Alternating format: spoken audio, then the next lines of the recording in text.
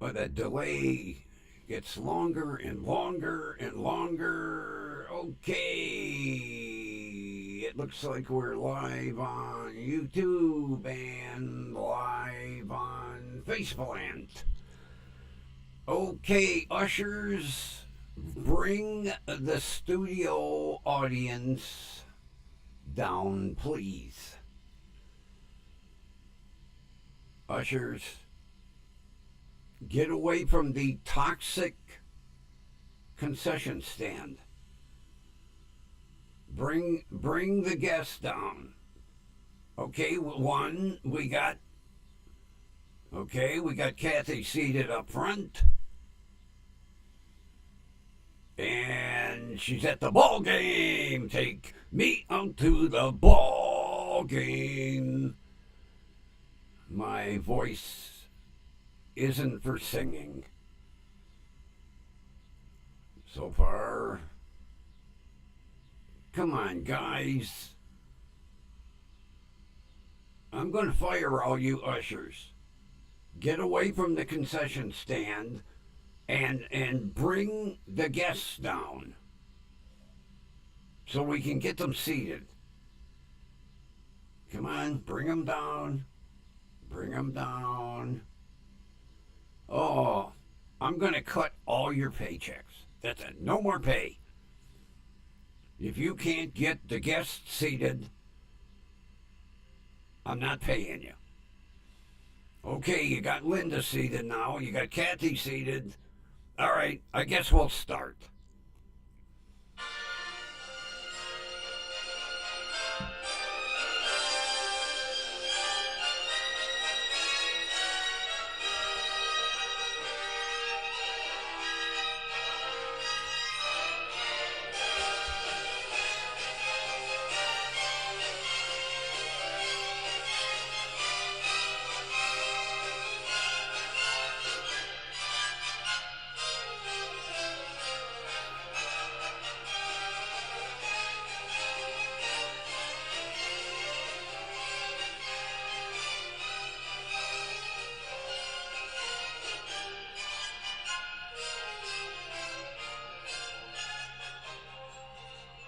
With great anticipation, broadcasting from the basement storeroom of WDWL TV, we bring you the pride of the station. Oh, me, the grumpy old man, and asshole is still on strike. I'm saving money. Yeah. So, greetings, everybody. Kathy snuck in first, but she's at the ball game. Man, Linda's here, and Ron is here, and it's 108. My friend lives in Tucson, or as Grumpy says it, Tucson. She said she's in a little bit cooler part of the state.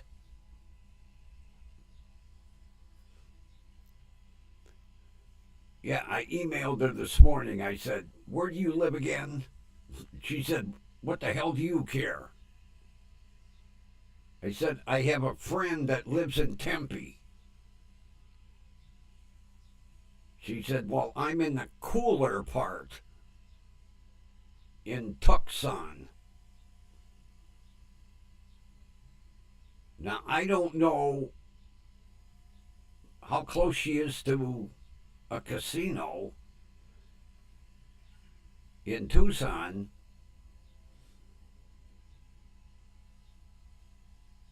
Hours southeast of you.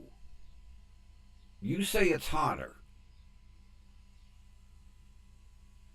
She says it's cooler.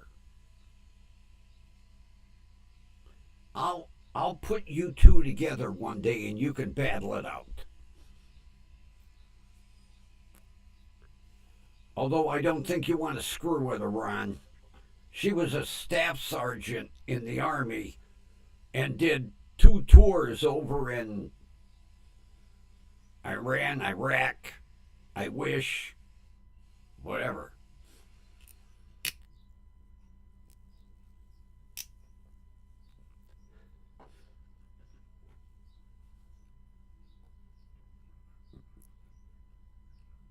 Oh, she could make a dash for the border, huh? All I know is when, like, she goes out in her backyard and takes a picture, it looks like the most desolate area on earth with mountains in the back.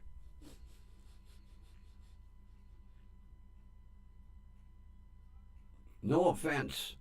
I don't know why you people live there. I still can't understand how she, of all places,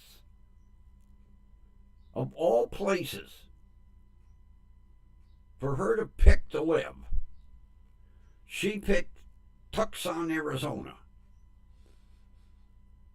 I would have picked like Florida or maybe California, close to the ocean. I don't know. Maybe she got a good deal on property. Here, buy a house, we'll throw in part of a desert for free.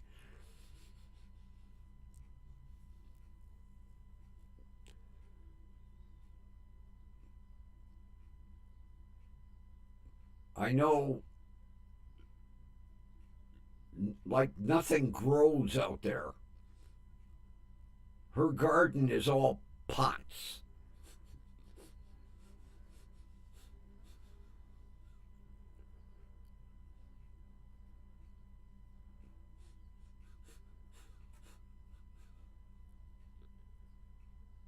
I was going to say something. I lost my train of thought. Jesus Christ, it sucks to get goddamn old. Oy, oy, oy, oy, oy.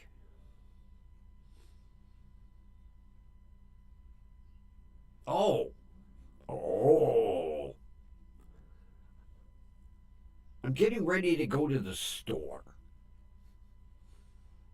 And at the end of my street is the police station. Matter of fact, if you don't stop for the traffic light, you go right up the front steps and in the building. So I'm sitting at the traffic light. And out comes this guy that looked about 7 foot tall with a big, huge white Stetson. The shiniest cowboy boots I've ever seen, and a round badge on his belt. So he's walking towards the rear parking lot. So I get nosy. Luckily, the light turned green. I zipped out, zipped around, and he sees the shitbox coming, and he was like, oh, yeah. I said, can I ask you a question? That depends. You wouldn't happen to be a Texas Ranger, would you? Why, yes, I am. I said, have a nice day. He didn't sound like he wanted to make conversation. I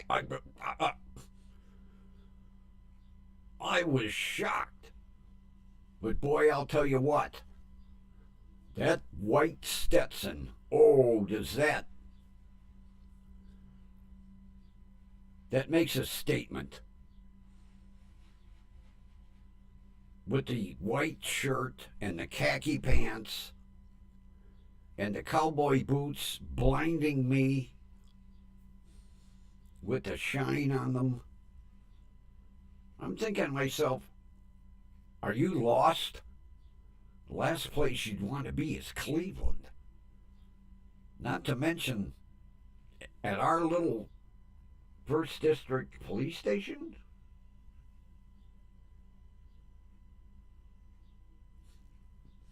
I'll have to watch the news. maybe there's going to be an extradition of somebody.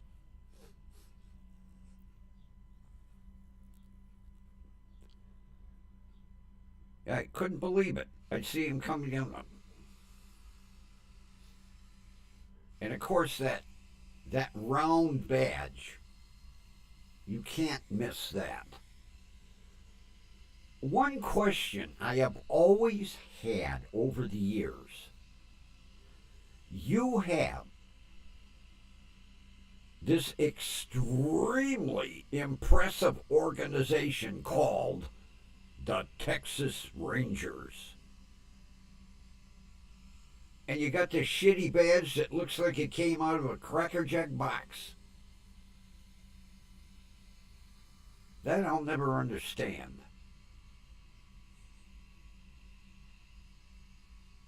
Well, I know the badge goes back to, what, the 1800s? You'd think they would have updated it by now. Kind of bring them into the new century, you know?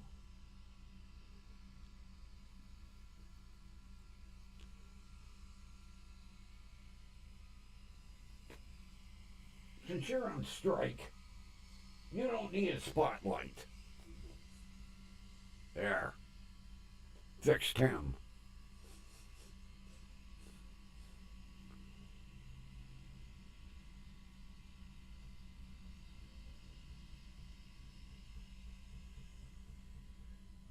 Yeah, I don't think he's visiting.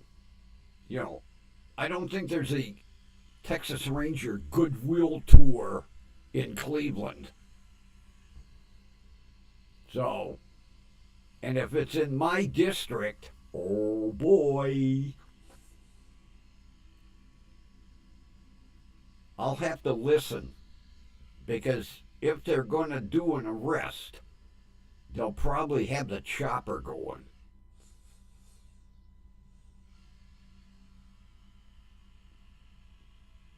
You want me to come over there, Ron, with my persuader?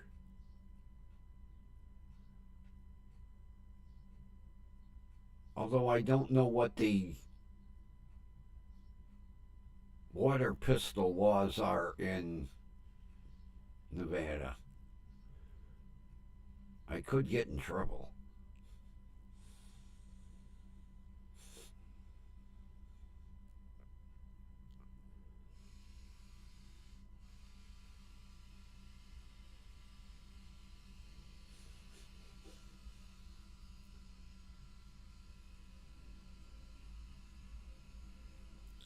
Well, yeah, I somewhat agree. I mean, they are what, the oldest law enforcement agency in the United States? Stay with tradition. What did I say?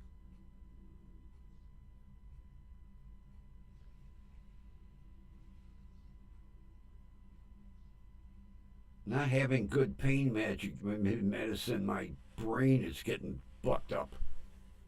Didn't I say Arizona?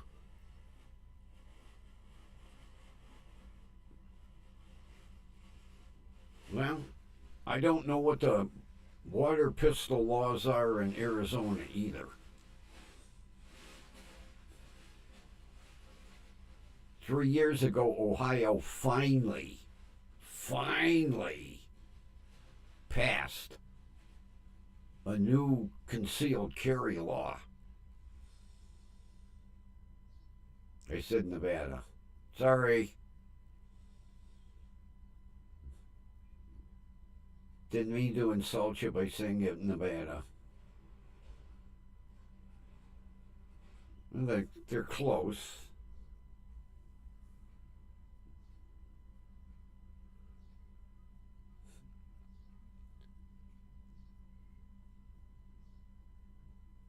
Yeah, Ohio finally, permitless carry. The law went into effect on June 13th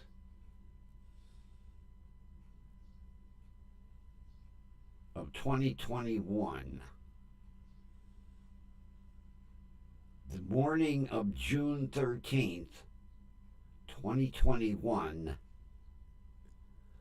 Grumpy left the house with a shoulder holster.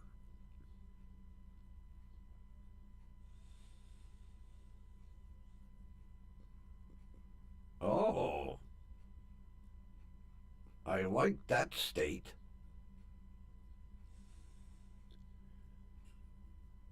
Yeah, I went everywhere except the stores that had the eh. You should have seen the looks that I got when I walked into Dollar Tree. Everybody was like, whoa! Like, what are you looking at?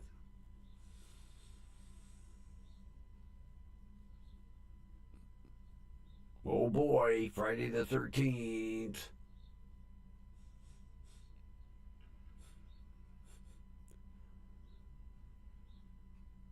Yeah, as a matter of fact, the store manager followed me around the store at about 10 feet distance. So I deliberately walked up and down every aisle.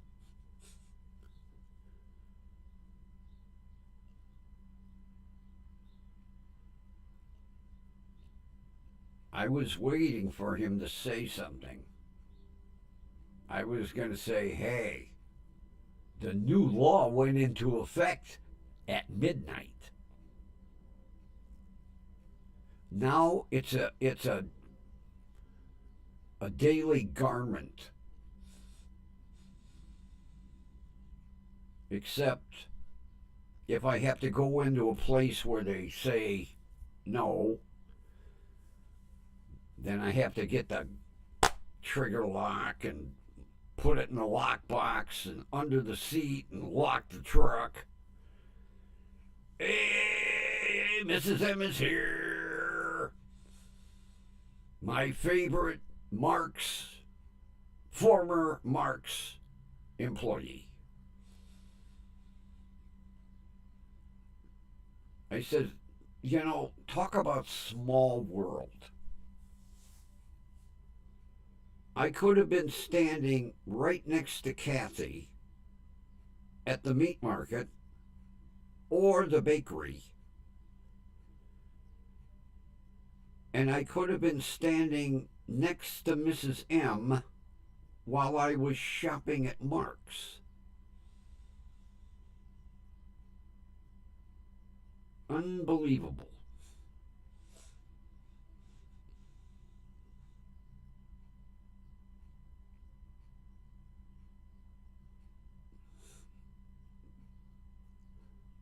Unbelievable. And then on top of it, she ends up here in my chat. Of all the hundreds of thousands of YouTube channels,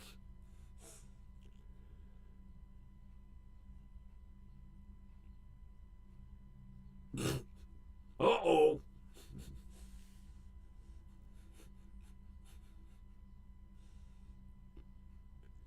Yeah, it's amazing.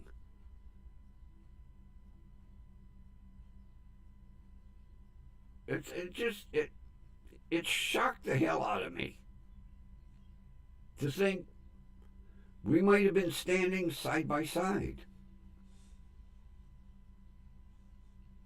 And you were slowly inching away, going, oh God, this guy next to me.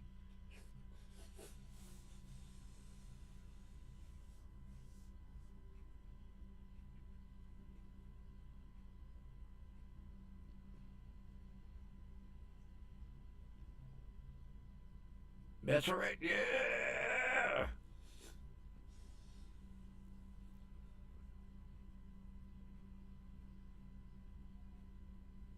So you don't have to answer.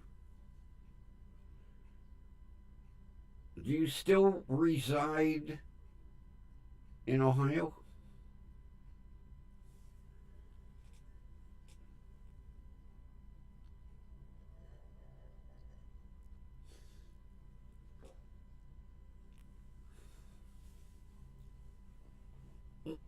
My back support slipped down. Ah, there we go. That's better.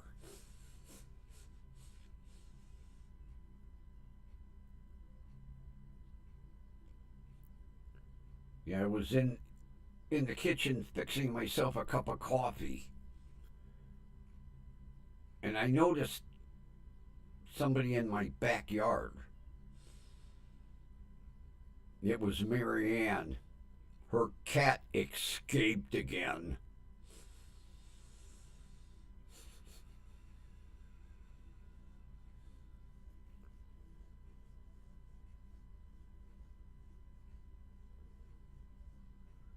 Oh, okay. Yeah, there are a lot of them snowbirds out there. I know many.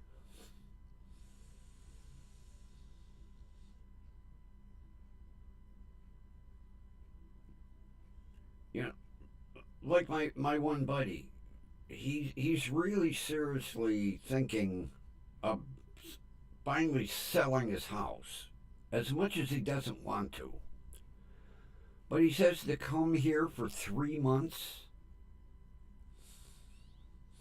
really isn't worth it.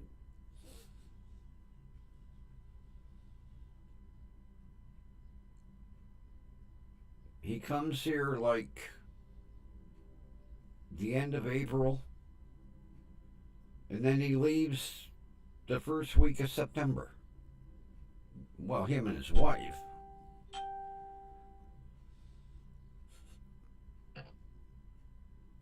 And the house is empty.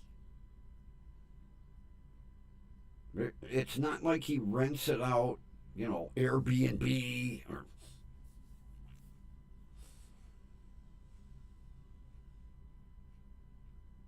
Of course, his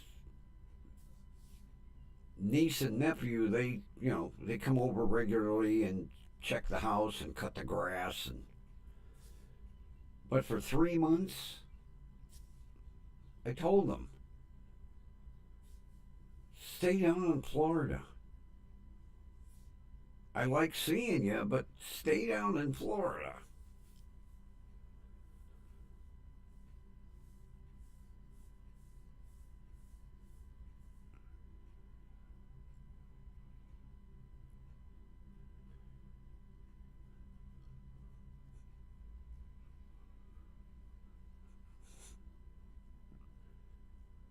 I'll have to check Ohio's laws. I don't know if it's 18 or 21. All I know is I woke up that morning when that law went into effect, popped my little buddy in the shoulder holster, and went, let's go shopping.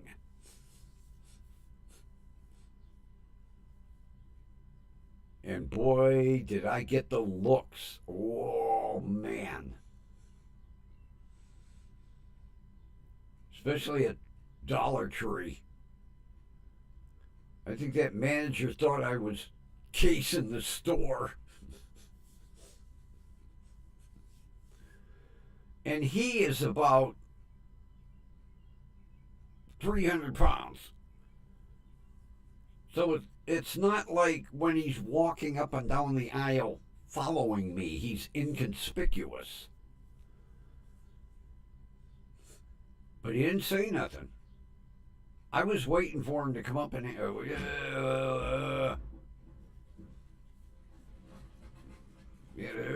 yeah, I can. Your store doesn't have one of them on the door. Yeah, they have that.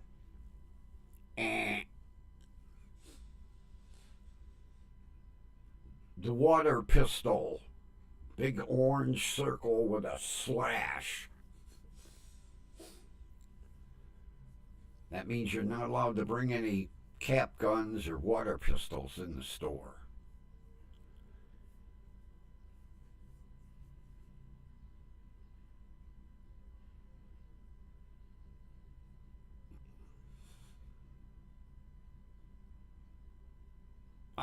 I'll check it in the morning, Ron. I don't remember tampering with it, but maybe I did. I'll look in the morning. If I can adjust it, we'll we'll fix it for you. Thanks for bringing that up. I didn't know.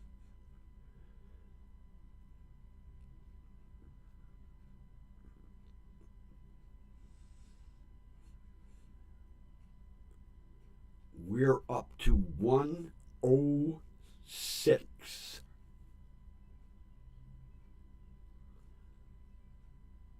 I was shocked. 106.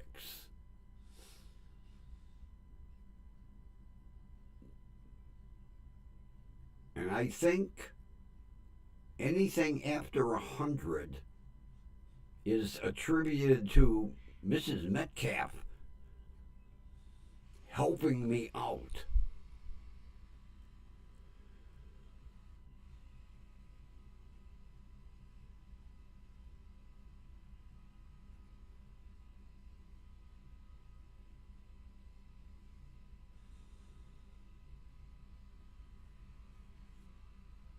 I'll look into it.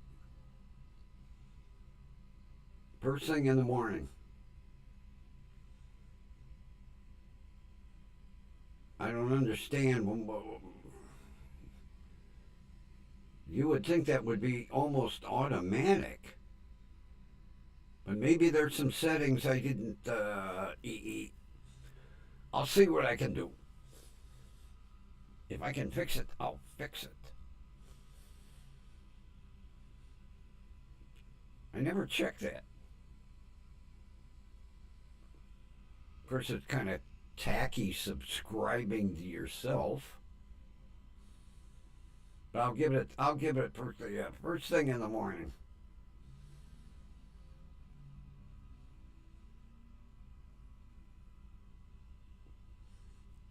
I went up to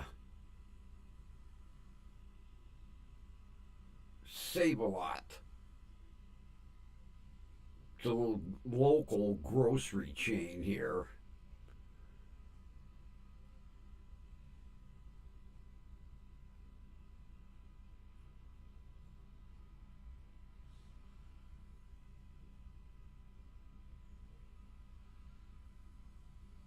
For posting me, you got punished?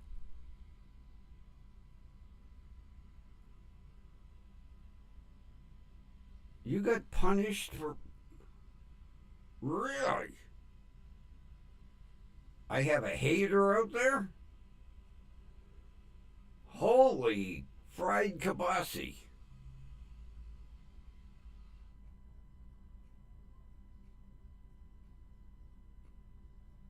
I have a hater. That's sad. I'm not here to offend people. Well, maybe a little bit.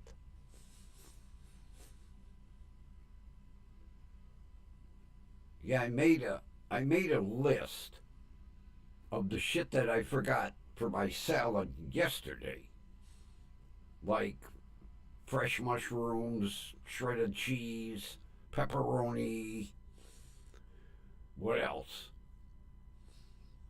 Croutons.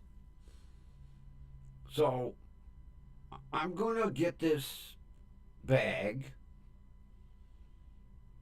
of pepperoni.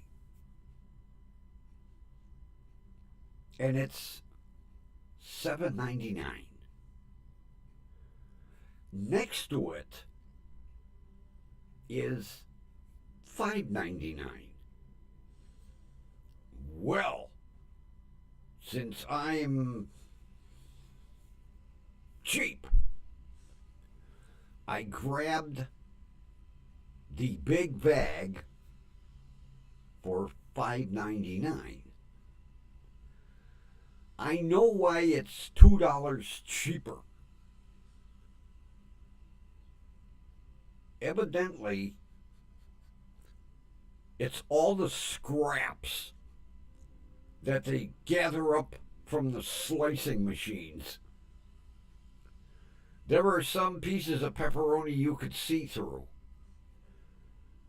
And then there's some that are about that thick.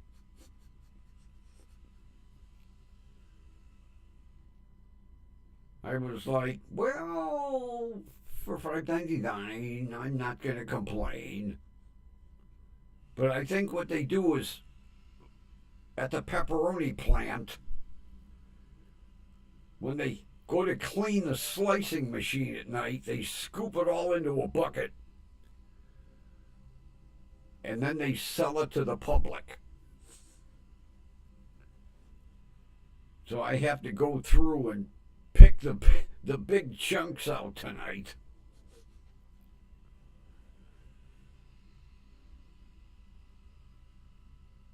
I remember when you could get a big bag of pepperoni for $1.99.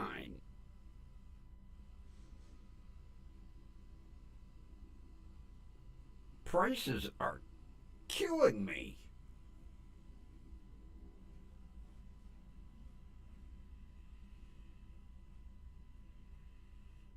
Although I got a deal on avocados, 5 for $5. I remember back in the day you could buy a case of avocados for $5. Now, $1 a piece.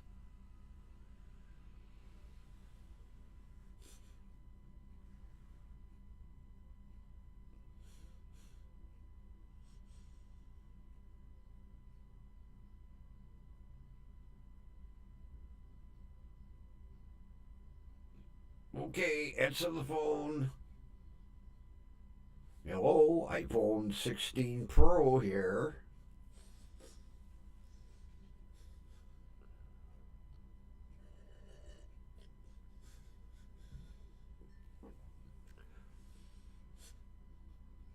Then dumbass me. On my second phone, I looked today and it says 5 voicemails. So I dial 1 and it says enter your password and hit the pound sign. Not the hashtag, the pound sign. Sorry. Sorry, we do not recognize that password. Please try again. To try again, hit star.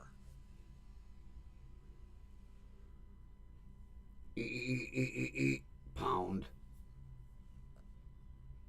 We do not recognize that password.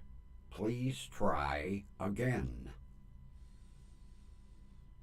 I only use 2 different passwords.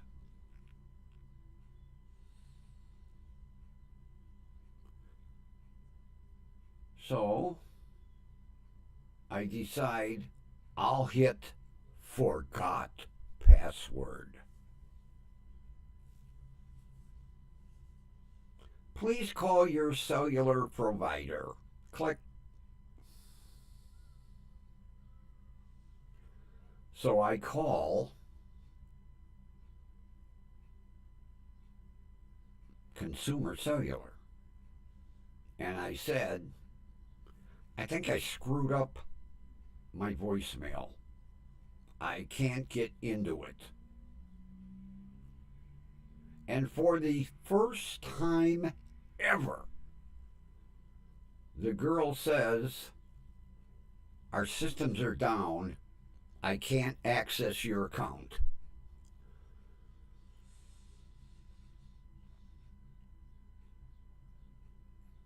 So my voicemail is still fucked up.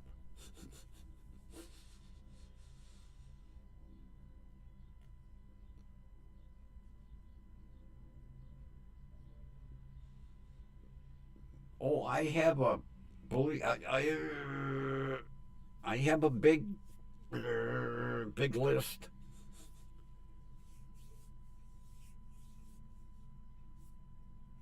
It was neither of the ones that I use for my cell phone. For my voicemail, I only have 2 passwords. It was neither. I'm like, there ain't no way I invented a new password, and I know I didn't use one from like my bank.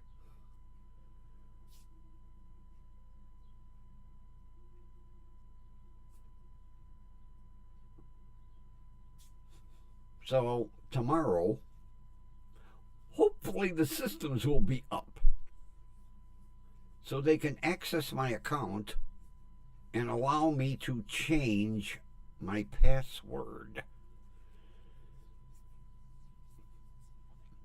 That's like I have this one account. Pisses me off. If you forget your password and you hit forgot password, up comes the email that says click here to change password. In order to change your password,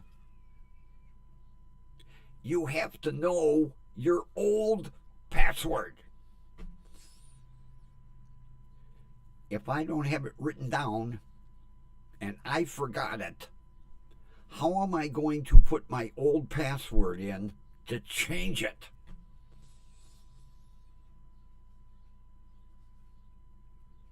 Goddamn Credit One Bank. And to get their tech support is next to impossible.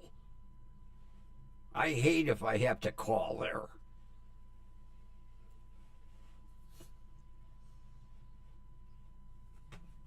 Luckily, it's my emergency credit card that I have to use once every 3 months. Otherwise, they cancel it. So, I go to the gas station, get $30 worth of gas, come home, go into my pay bills, pay $30. There. They hate me because they don't make no interest off of me.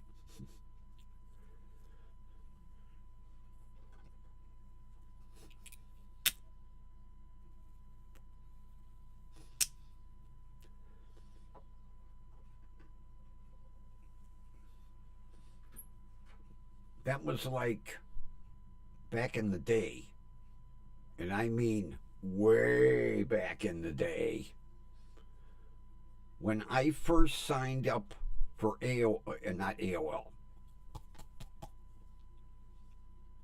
Take 2. eBay. eBay wanted you to change your password every 6 months. Now that was 20 some years ago.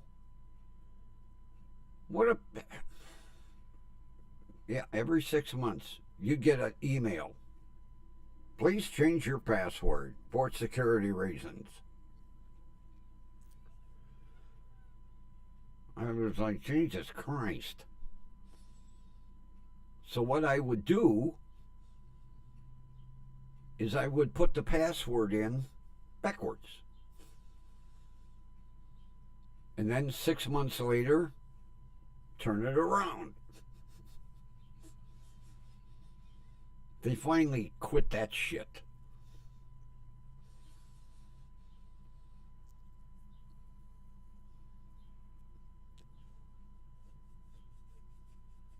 I've been with eBay 25 years.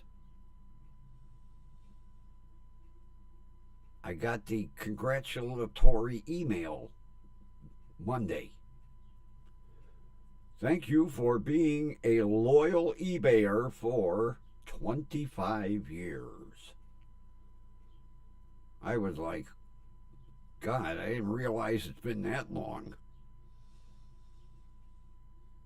25 years ago to Monday, I signed up for eBay. I'm waiting for my congratulations from PayPal because I signed up at the same time. I'll never forget going to work. And I said, I opened an eBay account. And everybody was like, oh, no, you're going to get hacked.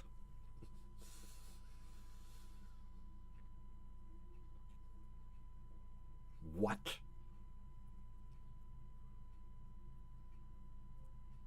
I'm not getting hacked.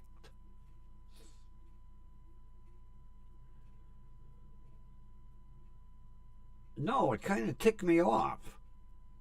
I could have swore for 20 years I got a $10 certificate.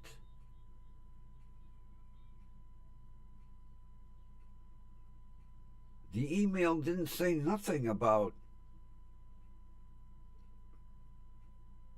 I'm going to have to email them.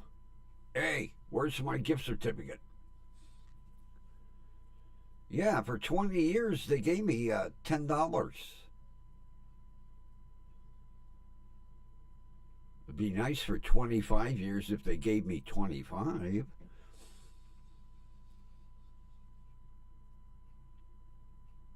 Yeah, because usually when I get the congratulatory email, I get the gift certificate. Maybe they're getting cheap.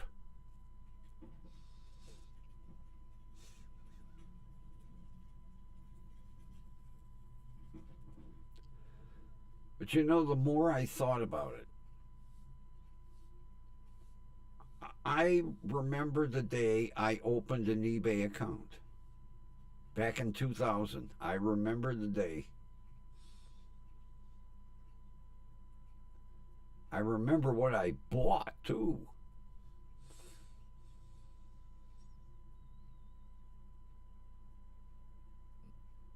My first eBay purchase.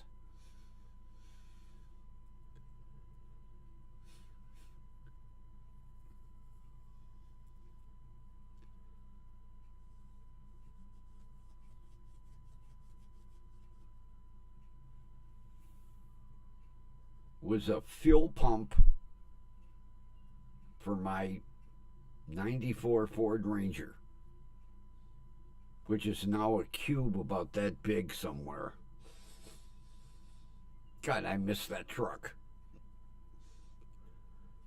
Oh, I miss that truck.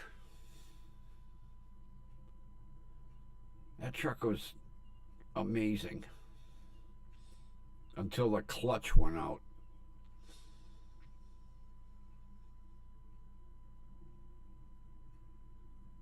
And Ford Rangers, the older ones, were a real bitch if you had to change the clutch. Because the master cylinder and the slave cylinder were almost impossible to bleed.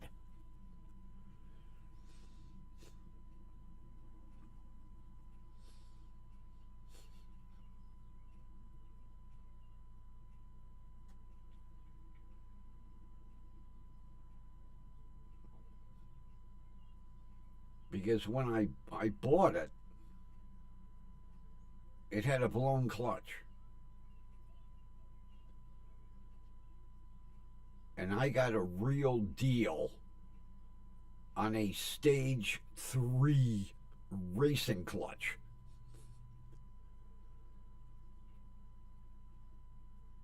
And the guy I took it to,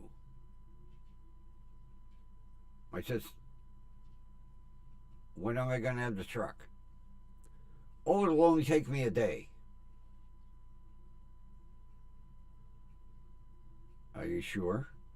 Oh, yeah.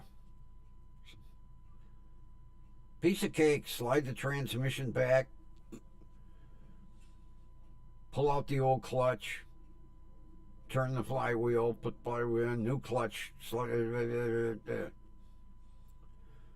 3 days later, I'm calling him going, is my truck done? He said, I can't bleed the clutch. I said, what do you mean you can't bleed the clutch? I can't get the air out of the clutch, out of the master slave cylinder.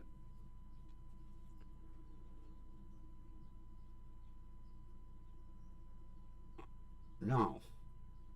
I'm thinking old style master cylinder and slave cylinder. No. Ford redesigned it. I had to take it to Ford for them to bleed the damn master cylinder and slave cylinder. Cost me as much as I paid the guy to install the clutch.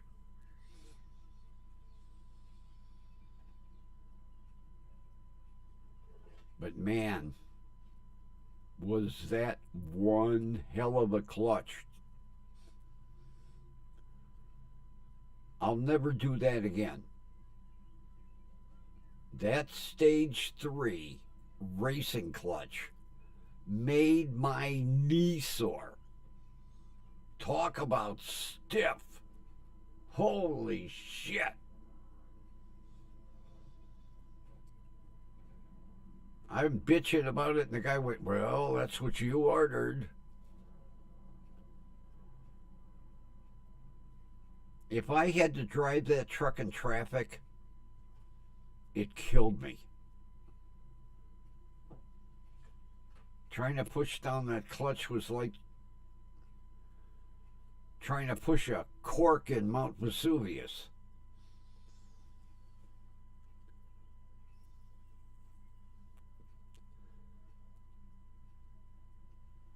I was like, I won't be that stupid the next time. Yeah. I was like, oh boy, I'll never have to put another clutch in this truck. I didn't get stage 1 or stage 2. I got stage 3. Thank God I didn't order stage 4. That was a wreck. A stage 4 was for rock climbing. I was like, welcome back. Welcome back.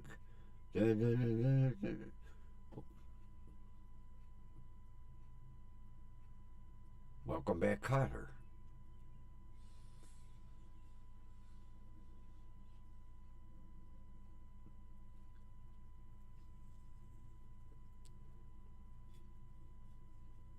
I was watching a documentary last night. And it was on the running feud between Betty Davis and I just went blank.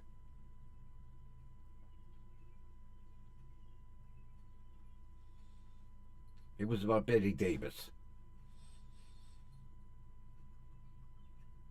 and the other female star that she fought with. I can't remember her name. Jeez, it went right out of my head.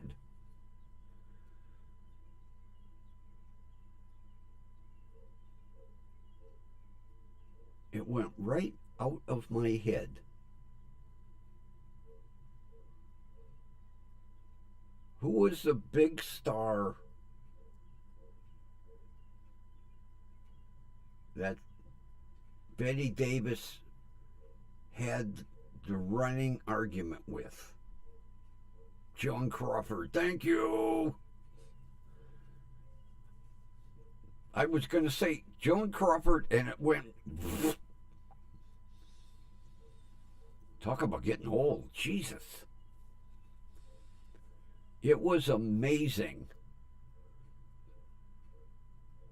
They couldn't stand one another.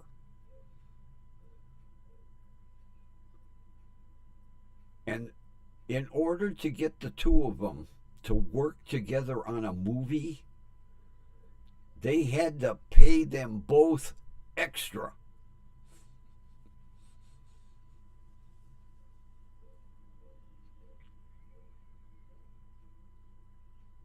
And they said the two of them would be arguing. And the director would yell, "Places, roll them." And they'd be nice as can be. And as soon as the director yelled, "Cut!"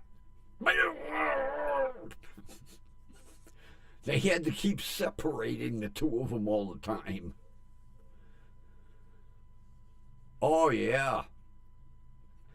I knew that there was a feud. I didn't know how bad it was until I watched this documentary. Holy shit. They would race down the street to the studio to see who could get in the gate first. And they said there were times the two of them smashed into one another. Oh, God, they could not stand to look at one another.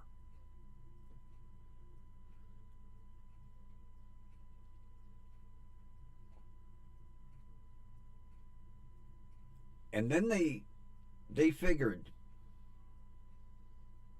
when they made the movie Baby Jane, since the two of them hadn't worked together in so long, that the feud would be over and they would be, oh no, it started right back up. They were throwing buckets of ice water on one another, and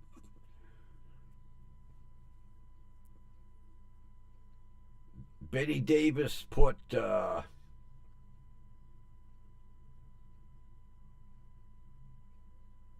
I can't remember. She put something in Joan Crawford's lipstick,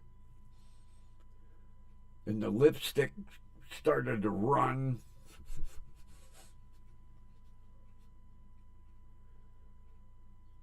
So then Joan Crawford somehow switched out her foundation powder, and it ended up giving her a big fucking rash. Oh, God, the two of them.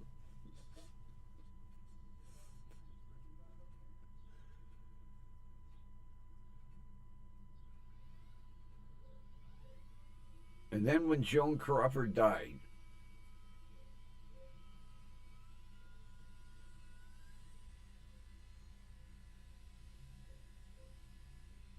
Betty Davis said, "Don't say anything that isn't nice about a dead person." And then she said, "Joan Crawford's dead. Nice." Yeah. Yeah, because Betty Davis owned stock in Coca-Cola.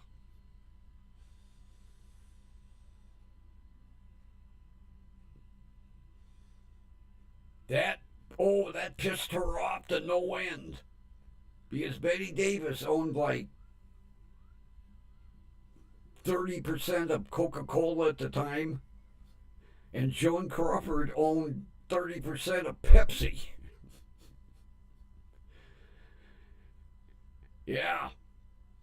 Not only on the movie sets, she went as far as sticking one in Betty Davis's dressing room. That's how low that feud got.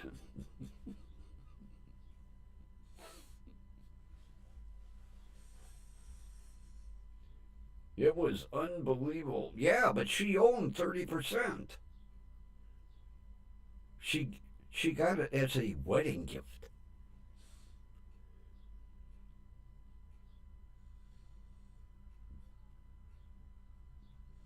I would have loved to seen the look on Betty Davis's face the morning she came into her dressing room and there was a Pepsi machine.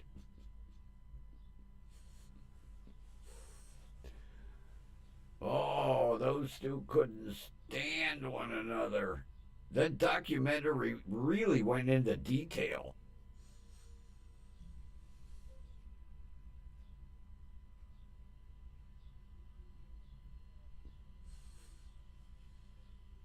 I really enjoyed it.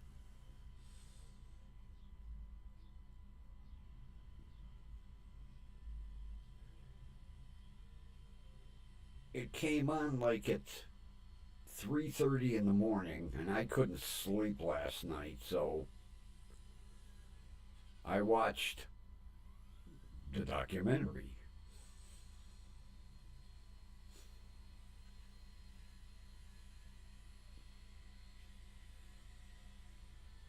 And some of the shit that they did to one another. Oh my God.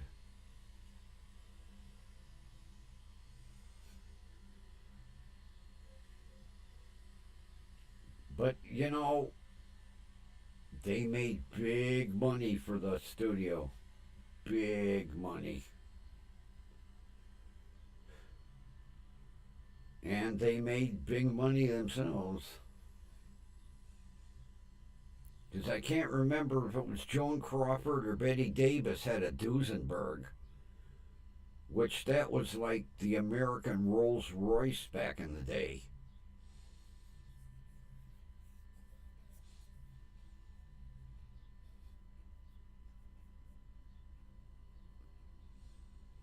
And then there was a documentary I watched a couple weeks ago about the movie stars back then, like, Rock Hudson and Betty Davis, Joan Crawford. The money they spent for custom built cars.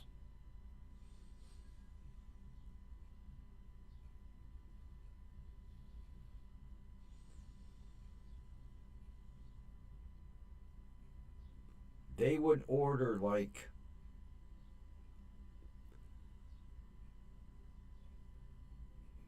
oh, trying to think of an expensive car back in the day besides a Duesenberg.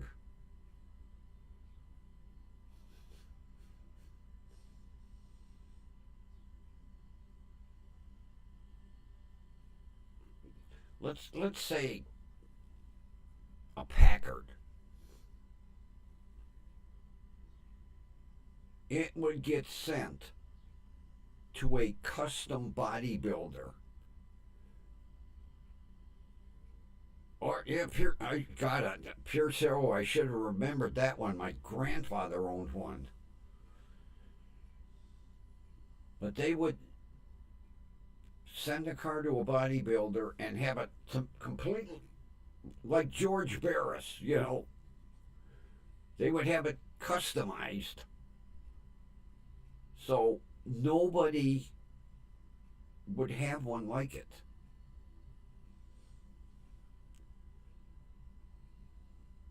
Back just before the Depression, Ron, my grandfather had a Pierce Arrow. My sister, pisses me off, has a picture of my grandfather in his gangster suit leaning on the fender of his Pierce Arrow. And I keep asking her, make me a copy. Xerox it. I want a picture. Of course, the Depression hit and you lost everything. He owned a decent sized insurance agency back before the Depression. He had an office in Cleveland and he had an office in St. Louis. And he was in St. Louis when the stock market crashed.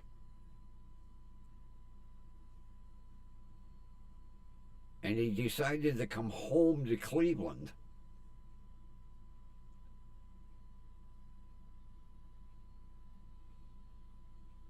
And he was selling his suits and his shoes for gasoline money to get home. And then when he got home, he had to sell the Pierce Arrow because they didn't have any money.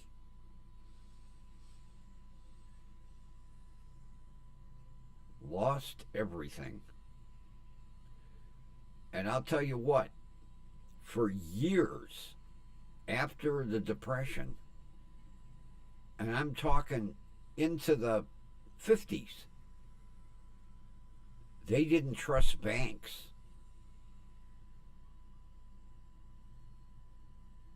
They kept the money in a box under the bed.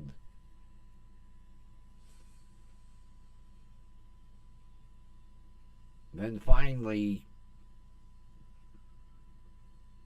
I think my grandmother said they went to a bank and deposited $10 just to see if the money was safe. And then they finally put money in the bank.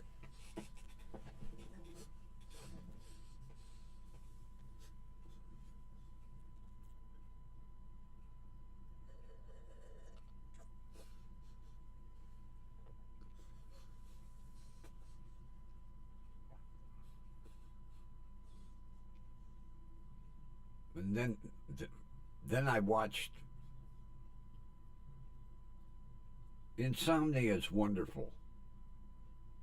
You get to see all these documentaries at 3 and 4 in the morning. I watched the life story of Fatty Arbuckle.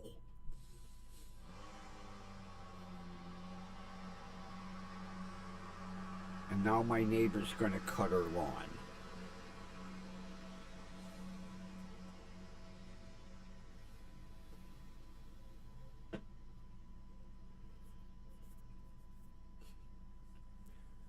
It was amazing. They had 3 trials.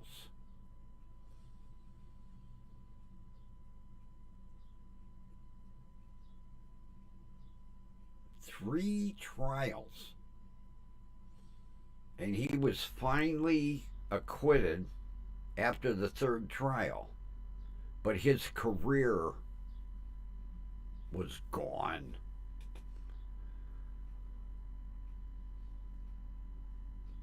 Oh, yeah.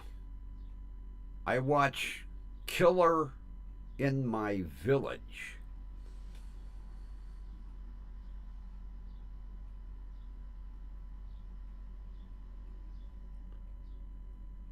Usually it's pretty enjoyable.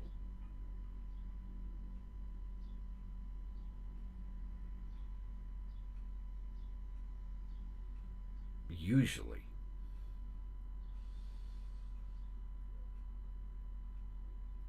Except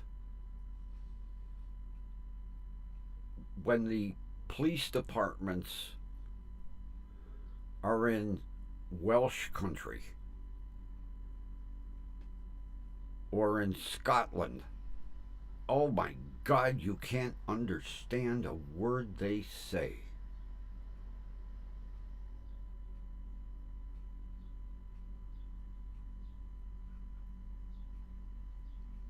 There was one that the murder was in New South Wales. You couldn't understand a word any of the detectives were saying, even the narrator.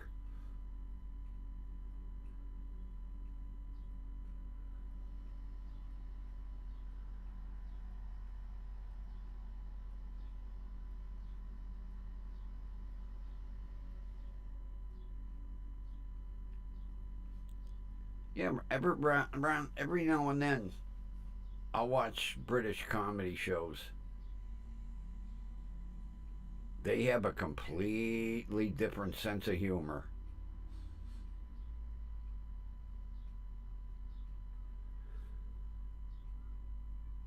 Sometime, Ron, go on YouTube and look up the two Ronnies. Ronnies. The two Ronnies. And look for My Apple is Frozen. That comedy skit will make you piss your pants. It is so fucking funny.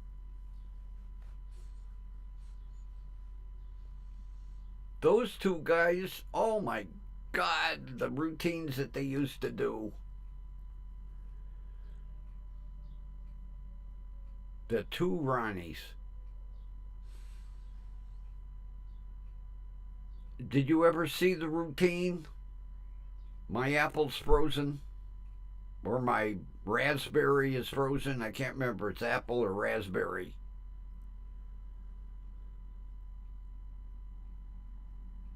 And the guy's inside of a fruit and vegetable store.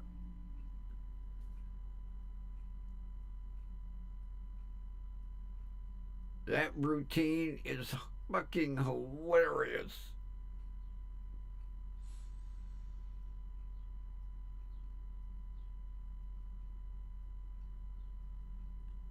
Oh, Benny Hill was my hero.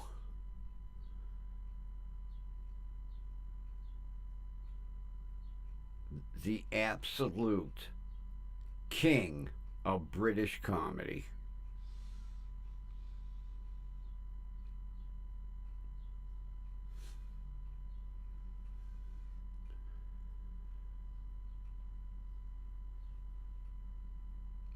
What's his name? Acaster. I will. I'll look it up tonight while I'm having my insomnia fit.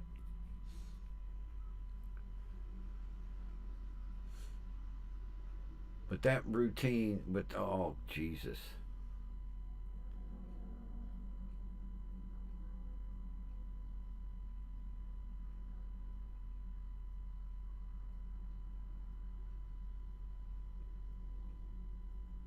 Of course, the best one is The Hunt for the Holy Grail.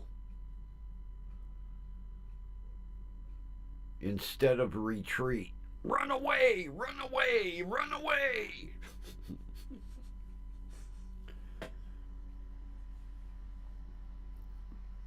Benny Hill was priceless.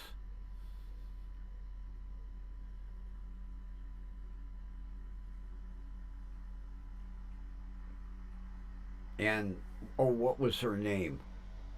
Dame Edna. Oh my God. Another one that would make my bladder expand. Dame Edna.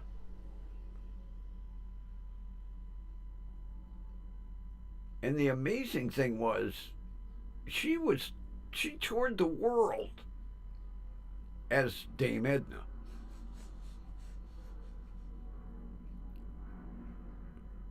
And she didn't care who she offended. Yeah, the two Ronnies, Benny Hill, Dame Edna.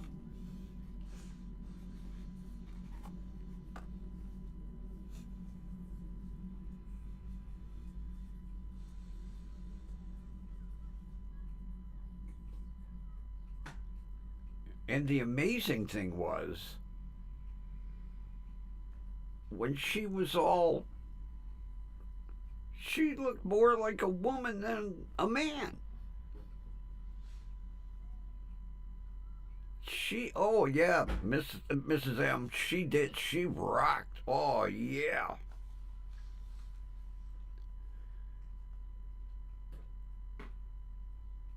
And did not care who she offended.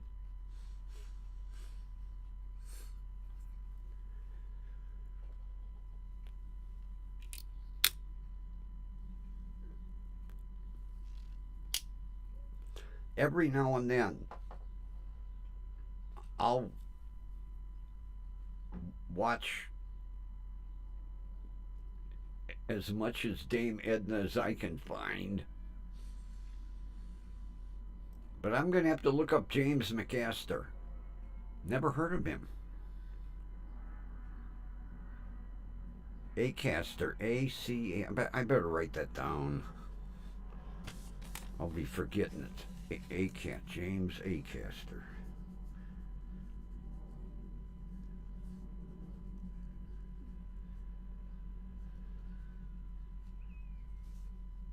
Cabbage routine.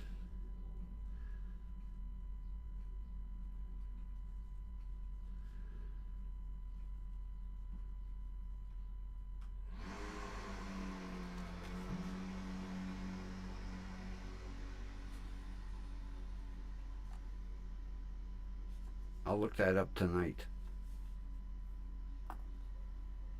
Because I am sure come 3, 4 o'clock, I'll be wide awake.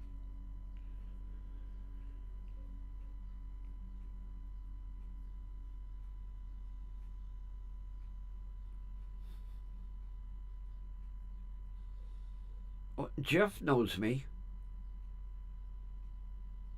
Jeff and I, he knows who I am.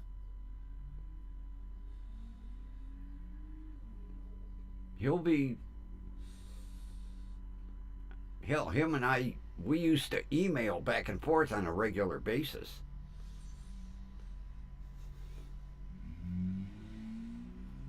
I'm surprised he let you post the link.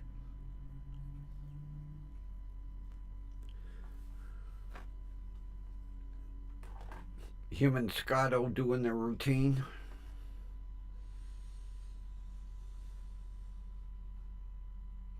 Because usually it's all Jeff and Scotto.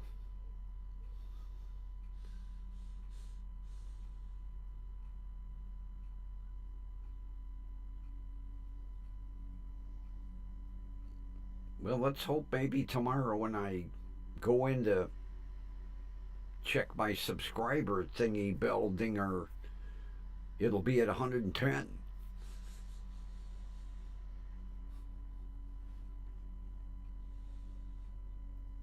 Because I have a bad habit of not checking it daily. And this morning I was like, 106? When did this happen?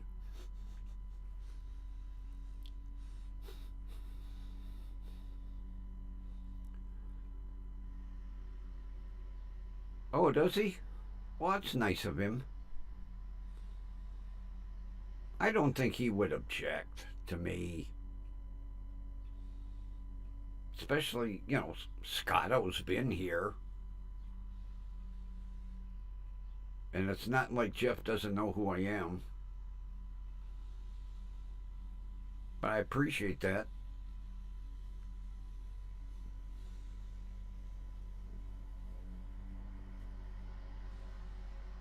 Anywhere we can spread the word.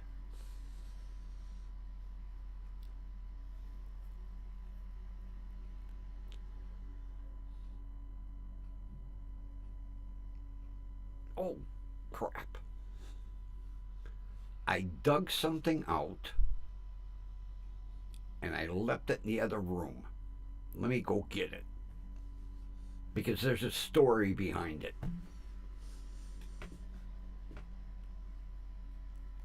Time for a pause. I will be right back. If I can get out of the chair. Oh, God. Hey, sucks to get old.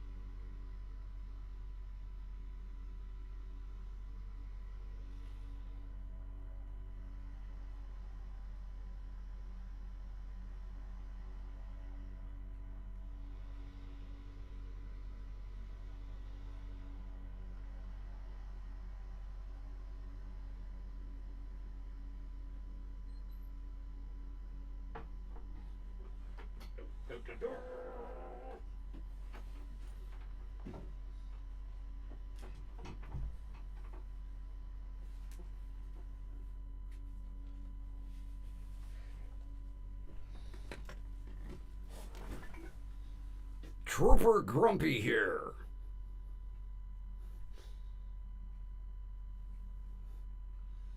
Now I have to take the hat off because I can't with the headphones.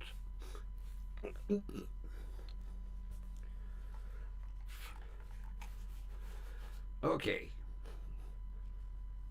I got this about 25 years ago.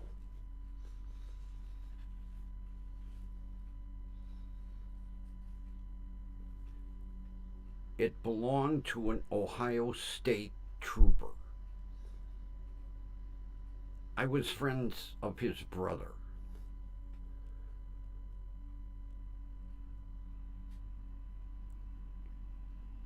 He stopped a woman for speeding on the turnpike. And they bring you back and they seat you in the front seat while they write the ticket. Well, he told the woman to get in. Now, he was not paying attention because usually when he got back in the car, he would take off his hat and set it on the seat. Well, he set his hat on the seat, and the woman wasn't paying attention, and she sat on it and crushed it. So he gave it to me, and I re-glued it because it's straw.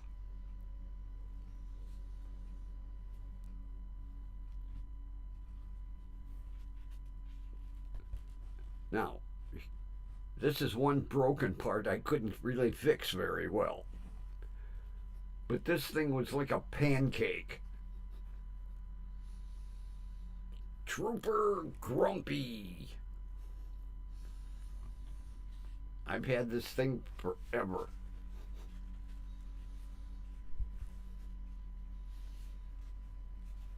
The only thing, he took his badge off. That's a Ohio State tie tack that I stuck on it. But there it is. And they still wear this hat to this day.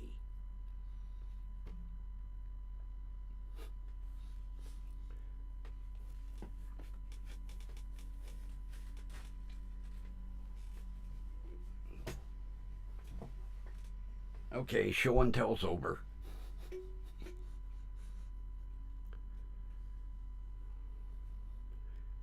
Yeah, you should have seen the hat. It was.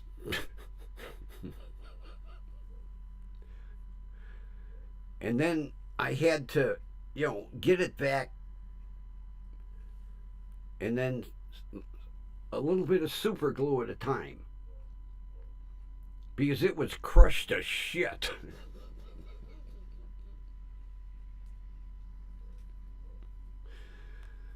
I says to him, I said, after she sat on your hat,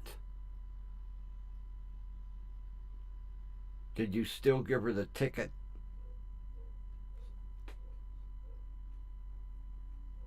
Yep. But he said he wasn't even paying it, just out of habit. Take the hat off, put it on the seat. She was backing in. She went ass first.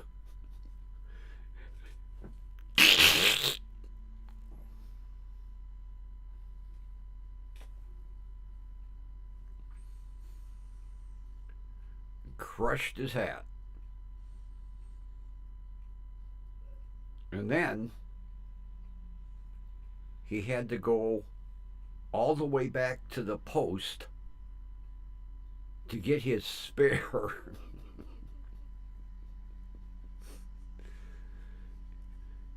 Because he pulled into the post and the commanding officer was there. It was like, what are you doing back?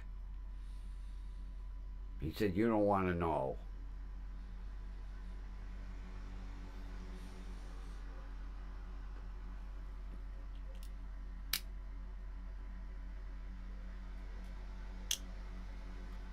That would have been a routine you would have seen like on Benny Hill.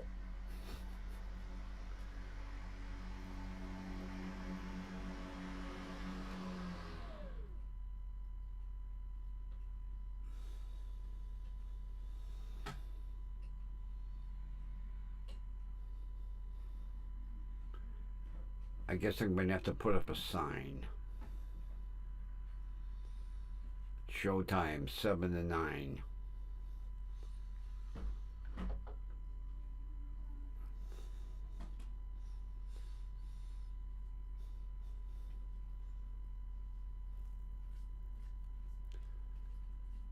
Ooh! Top of the third, 5 to nothing. All right. Let's keep our fingers crossed that they can hang on to that lead. How many innings? Do they play 9?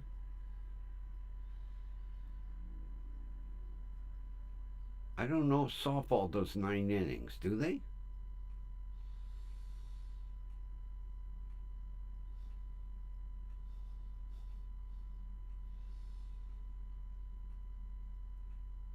She's at her grandson's softball game.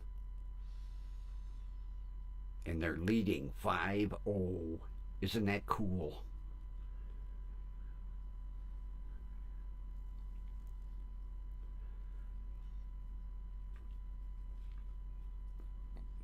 Yeah, she came in just as I was signing on and said she was at her grandson's softball game.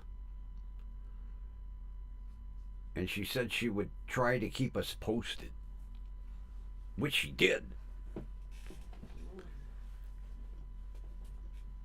5-0. Good team, boy. Those kids can play. Keep the other team to 0. Wow.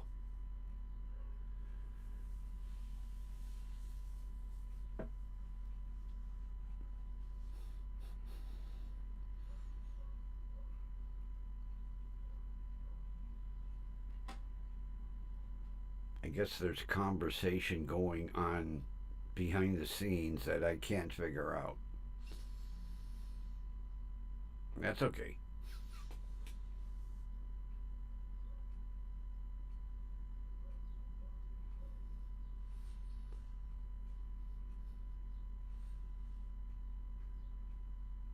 Yeah, as soon as I signed on, she popped in. She said, I'm at my grandson's softball game. I'll try to keep you posted.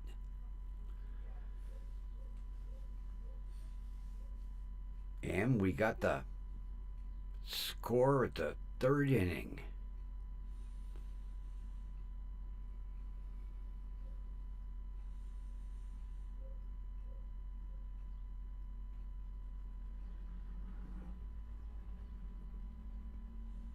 Yeah, I was confused as shit, so I figured there's something going on backstage. That's okay. It don't take much to confuse me, Ron.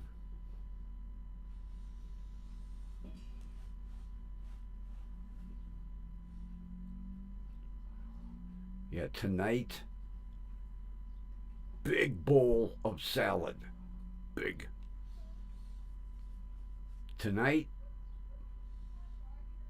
all the fixins.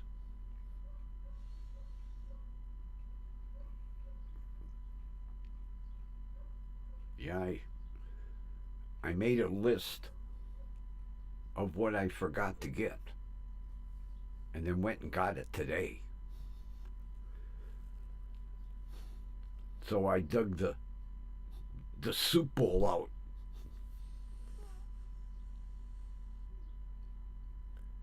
You know, I haven't had salad probably 6, 7 months.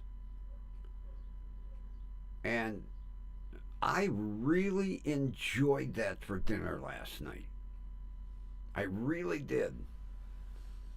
And tonight I'll enjoy it even more because I got pepperoni and mushrooms, more avocado. Oh crap, I forgot the salad olives. Damn it. I knew I was forgetting something. Now tomorrow I gotta go to the store and get salad olives.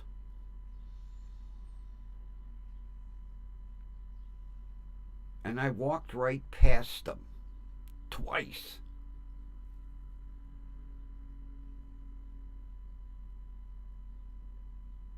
That's okay. It'll make for an even better salad tomorrow.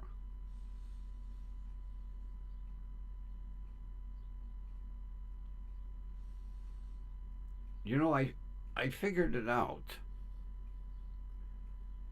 It's way cheaper buying the bag salad than buying everything separate.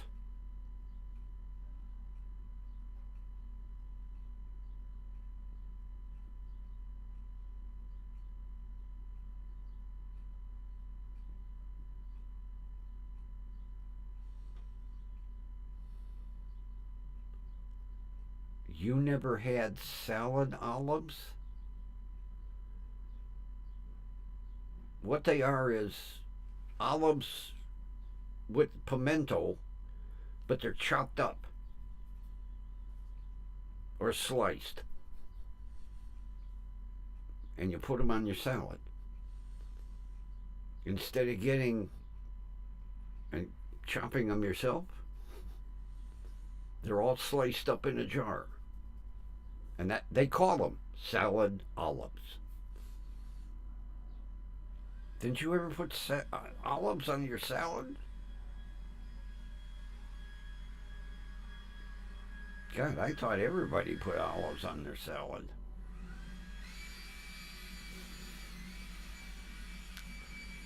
Oh,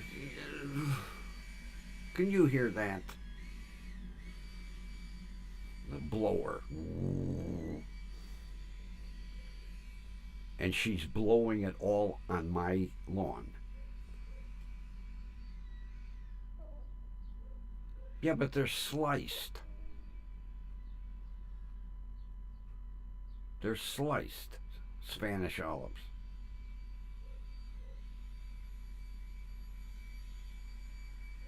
And the jar says salad olives. Yeah, first the lawnmower, now the blower.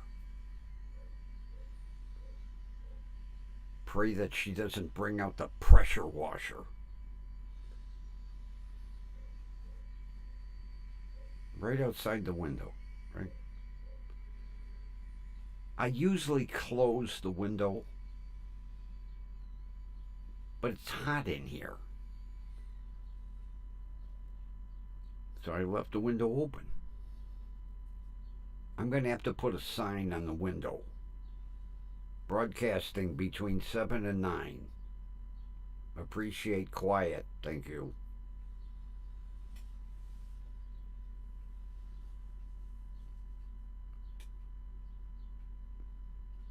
Although I don't want to piss them off.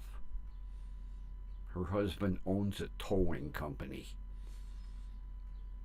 And with the crap that I drive, I might need a tow truck one day.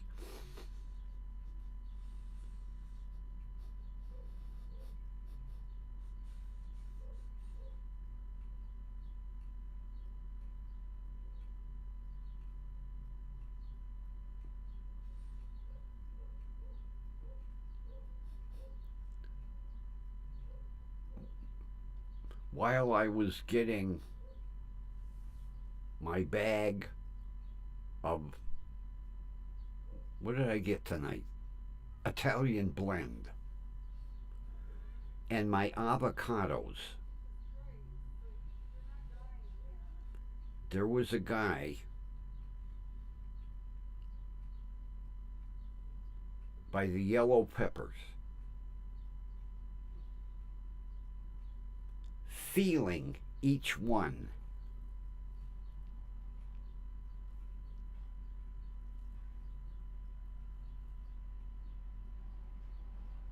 More like fondling each one. The whole basket.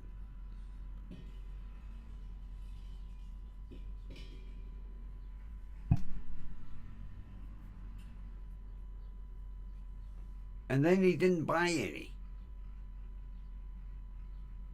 Fondled every pepper. Hey, Sherry. How you been, stranger?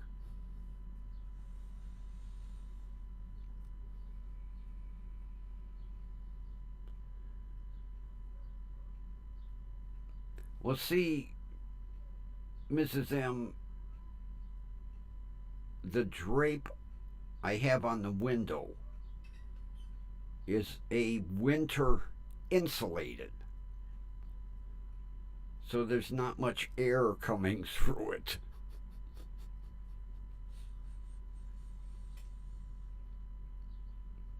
Yeah, Sherry, I was up at Save-A-Lot. And there was a guy fondling the yellow peppers.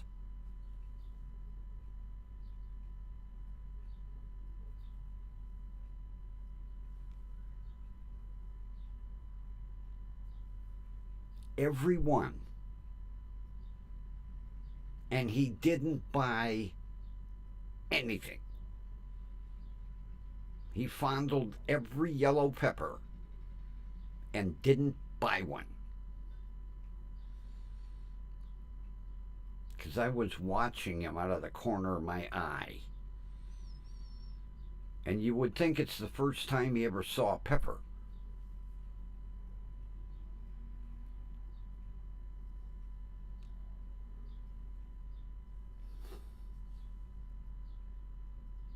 And the clerk didn't say a word.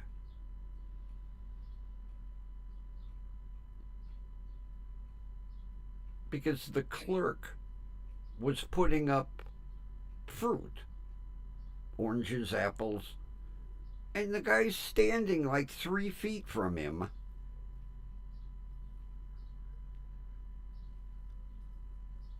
And then when he walked away, not one pepper in his cart.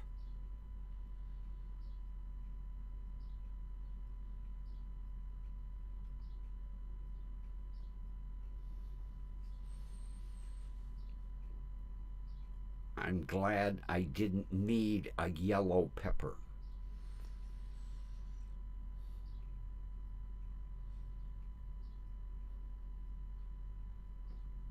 And he was like in his late 20s, early 30s. It wasn't like he was an old fart like me, but he fondled every pepper.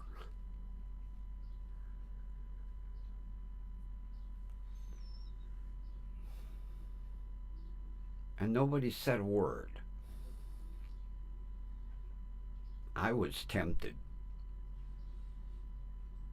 but I was on my best behavior because I was real tempted to say, hey, either fucking buy one or get away from them.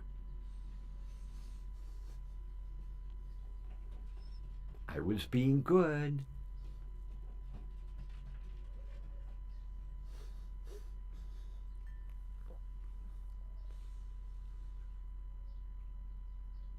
I hate people like that. First of all, I might want to eat one of them. I don't want you fondling it.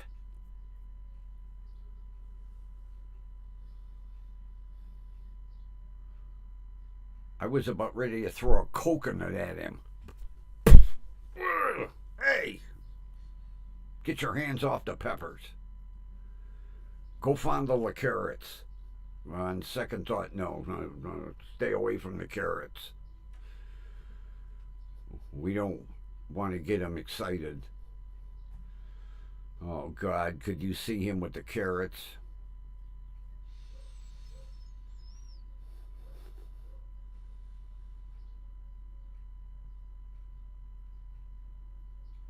$112 on Sunday. Holy shit.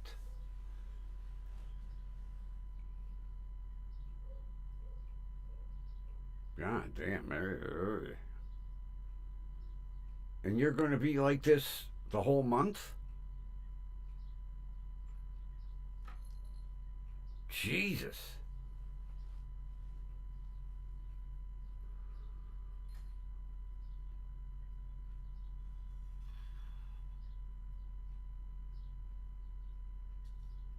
Unbelievable.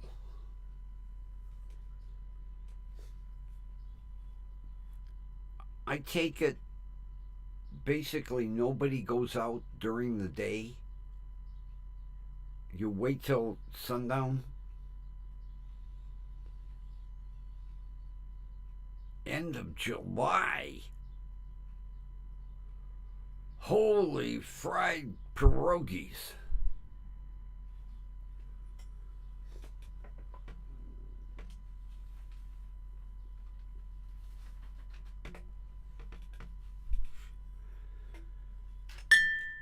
Jesus.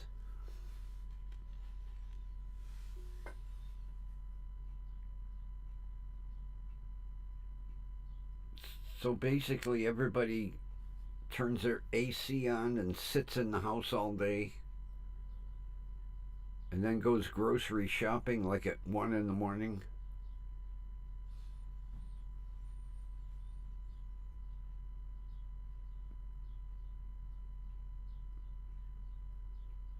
I take it the grocery stores are busy after midnight.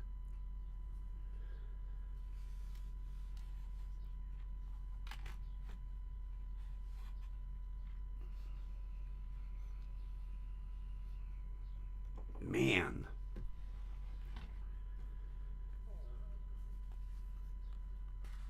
So if you got to go out during the day, what do you go out and start the car, turn the AC up on high, and let it sit in the driveway for an hour to get cool?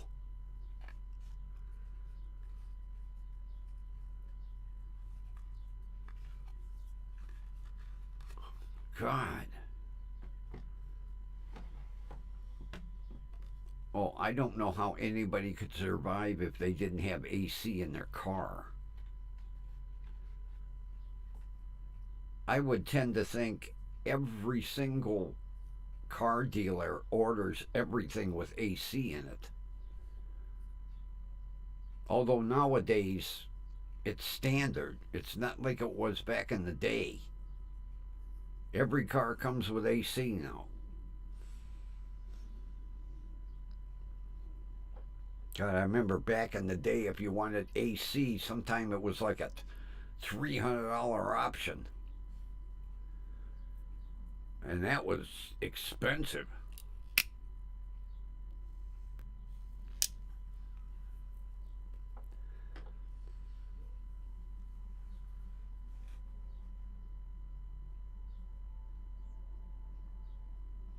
You don't have AC in your van? That's like a rolling oven.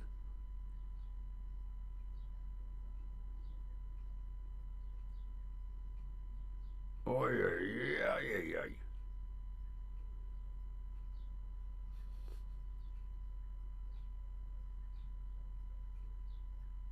My shitbox has 260 air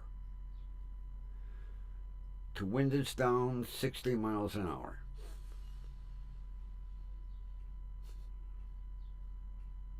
Oh, I was going to say, how old is that van that it didn't have AC in it?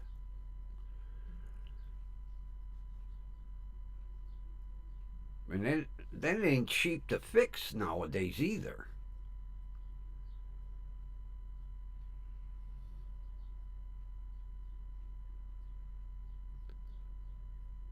What?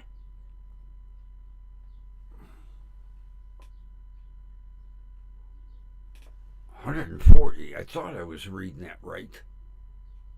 God damn. You could bake a cake on the hood of your car.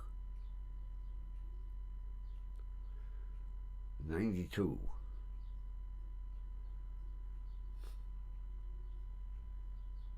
I think 92 was optional air.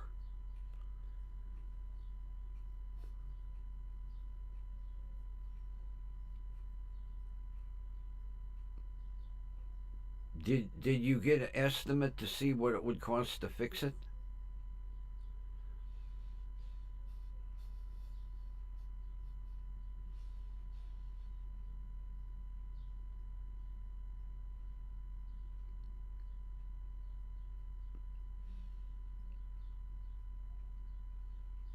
Yeah, but see, your 1992 out there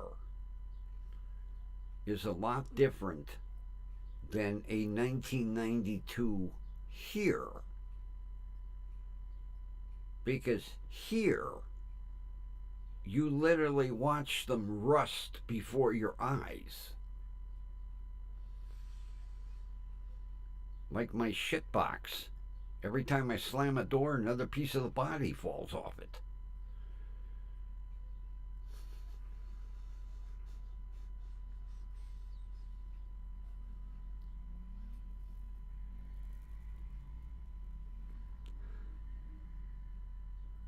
Did you have that van when you were living here? You take it out with you?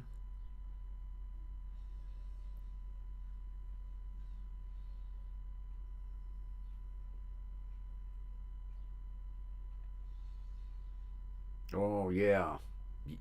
Yeah, you gotta change the fucking Freon. And there's a bunch of crap that they have to do. Yeah, leave it broken.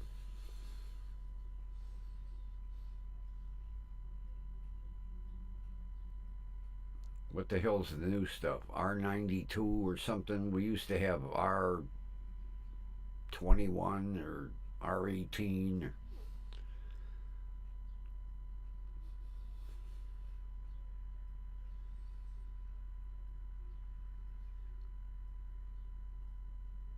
Oh, okay.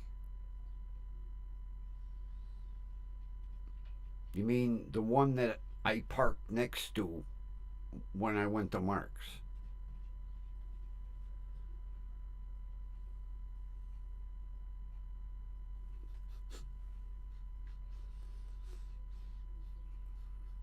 Yeah, I knew it was ours something.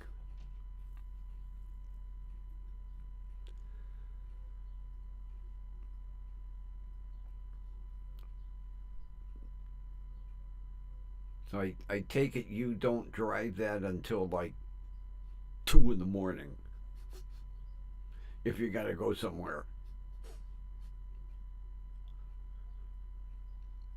I can't imagine temperatures like that. God.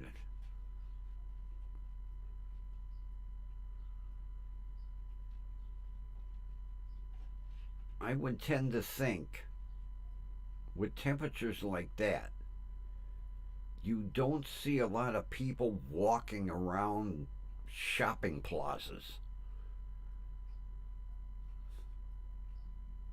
People pull in the lot, run in. Jeez, oh man, 140.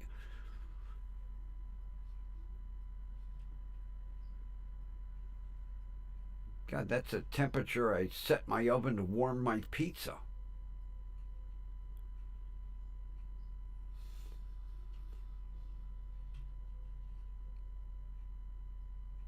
Oh, okay.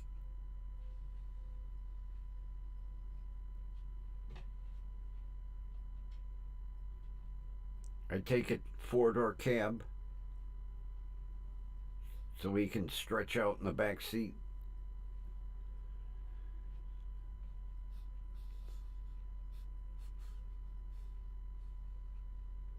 How's he doing? Doing all right?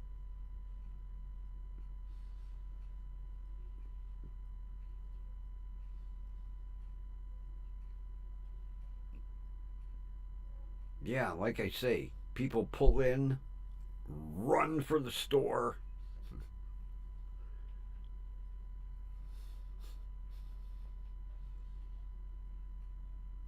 Air conditioned mall. Christ, air conditioned everything out there.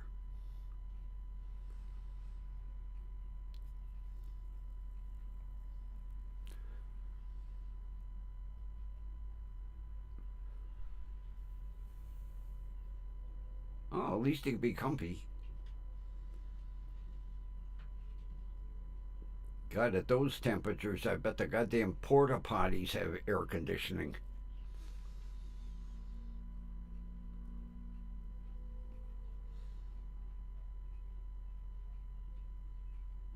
I just can't imagine temperatures like that day after day after day. Although, if you live out there, you're used to it. Me, I would be a melted blob in the middle of the sidewalk somewhere.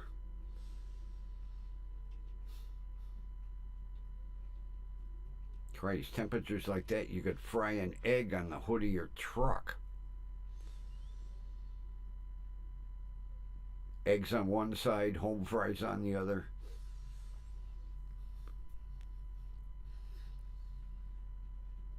Lunch is done.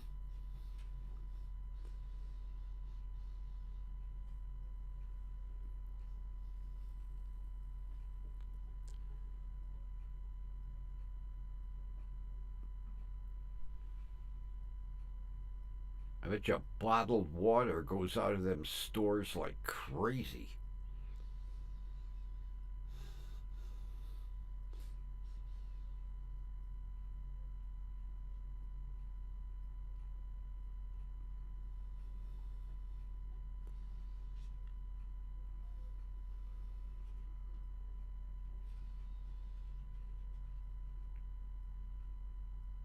That's what I said. Everybody comes out at night.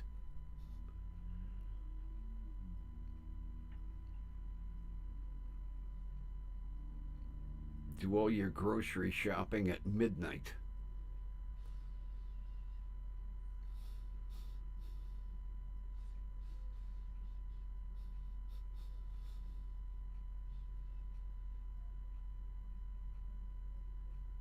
God, that still amazes me. Wow.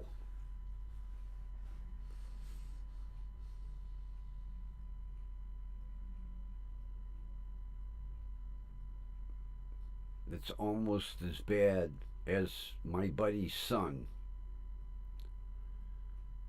He's an Alaska state trooper stationed in Fairbanks.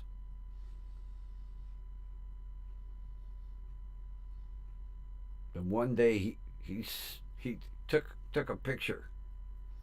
He had his police cruiser parked underneath a sign that said current temperature minus 60.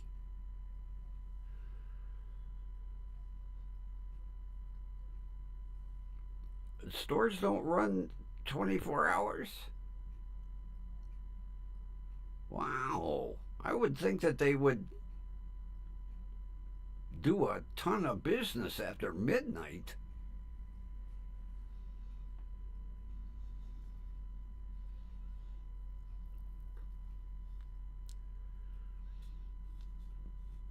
Yeah, you're talking triple digits heat,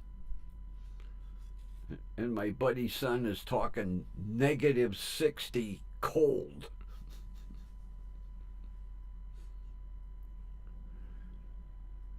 Yeah, he had his Alaska State Trooper car parked underneath a bank sign, and it said temperature minus 60.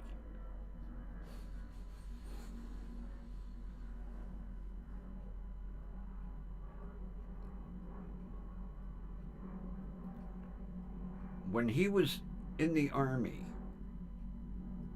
he got stationed at the Army base. I can't remember the name of the base. And he liked it so much that when he got out of the Army, he went and applied for the Alaska State Troopers and got a job. And he's been there ever since. About 20 years now.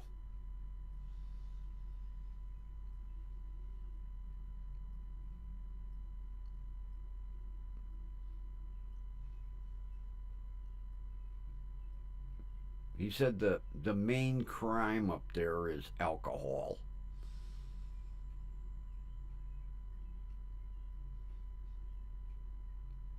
Because a lot of the places are dry. And they sneak it in. And then they get drunk and turn into idiots. And he has to go arrest them.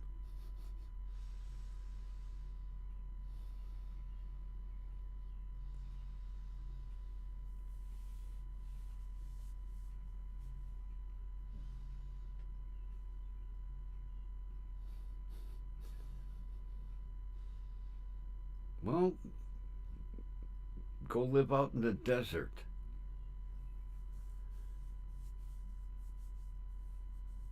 Get yourself one of those converted storage containers.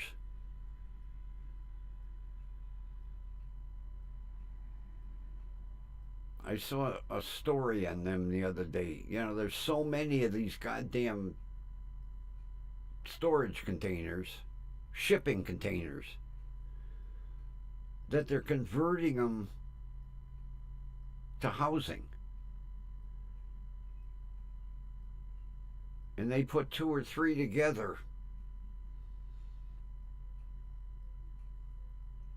And they make a house out of them. Or four. So you have a second level.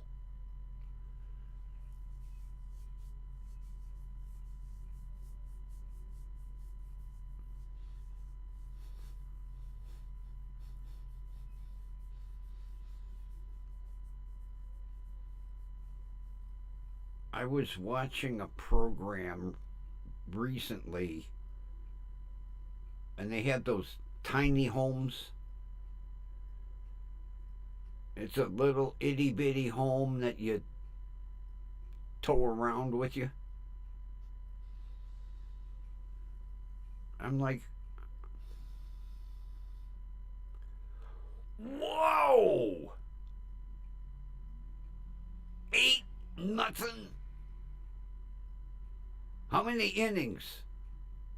Do they go 9 or 6?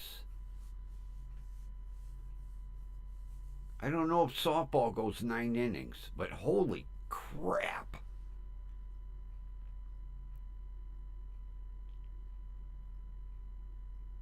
Outstanding.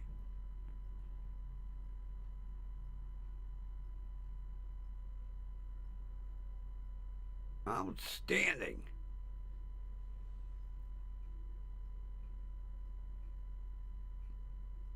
Well, fingers crossed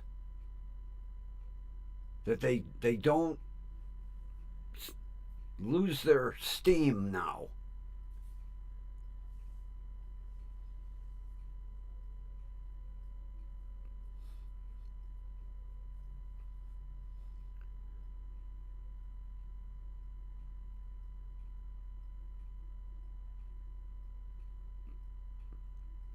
But you know, Mrs. M, that tiny home is basically a fancy camper. It's not like you put it somewhere. Well, you could buy a lot and put it there.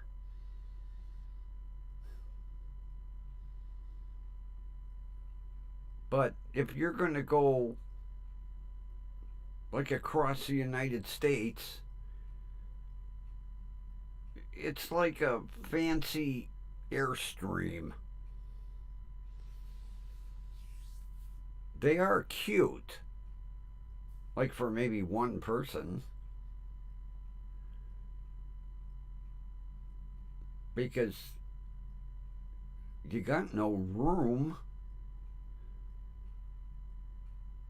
You know, you're limited. What? 3 shirts, 2 pair of pants, 2 pair of shoes, some underwear and socks. And that's it. 2 plates, 2 saucers, 2 cups, 2 bowls. It's not like having a house.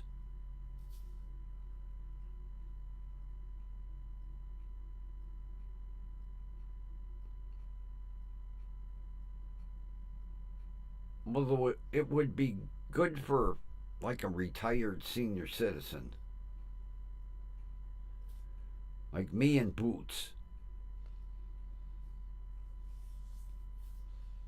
Be perfect size for the 2 of us.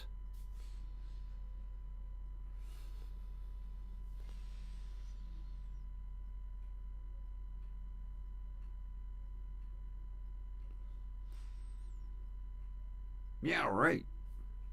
If your neighbors piss you off, drop it on the hitch. See ya.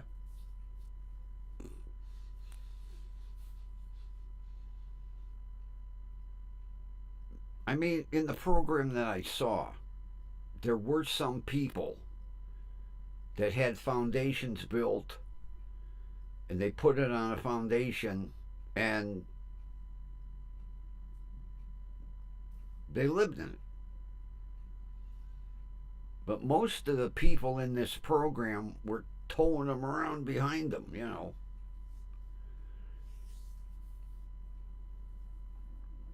But they are neat.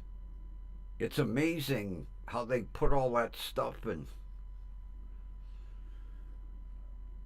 They design it tiny.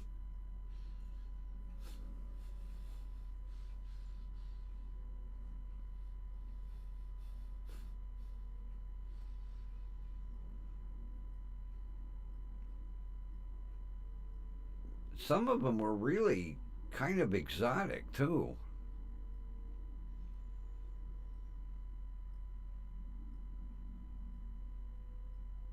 but just about every single one you had to crawl up to go to bed.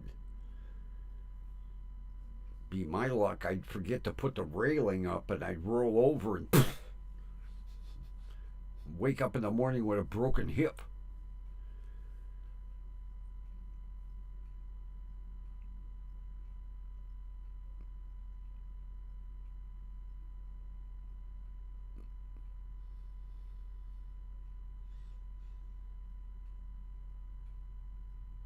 Yeah, there was one guy, him and his wife, and he was a lifer in the military.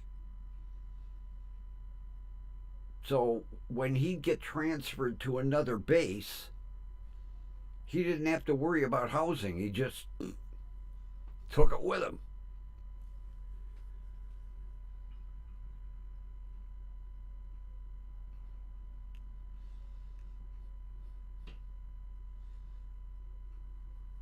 Yeah, me too. I'd have the bed on the main level, and Boots could have the loft. I can't do that. Crawl up to go to bed and then crawl down in the morning. Nah, I have enough problem just getting out of bed.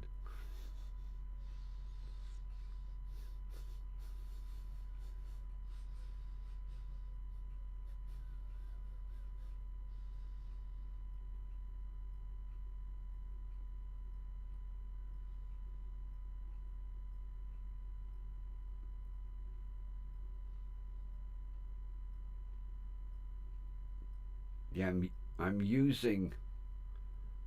I switch off.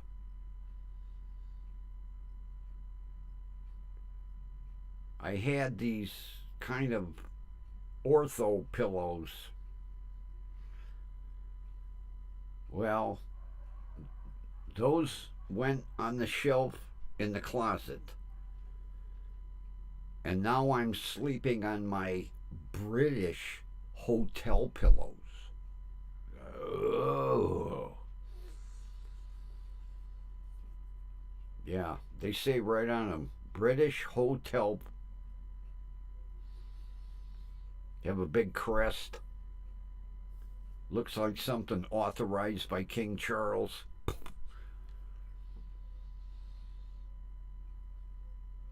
You know, British hotel pillows. They're not bad. They're kind of squishy. I like something with a little firmness to it. I might end up swapping them back out.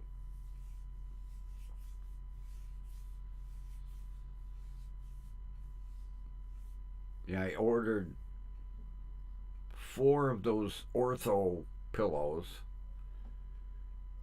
and then just for grins, I ordered two British hotel pillows.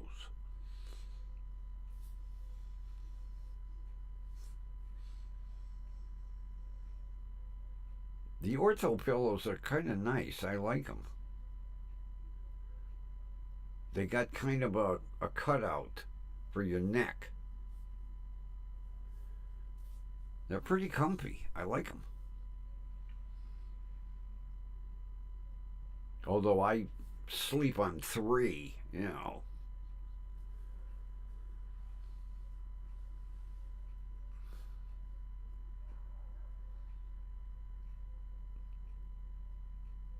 That way, three pillows give me perfect sight of the TV set.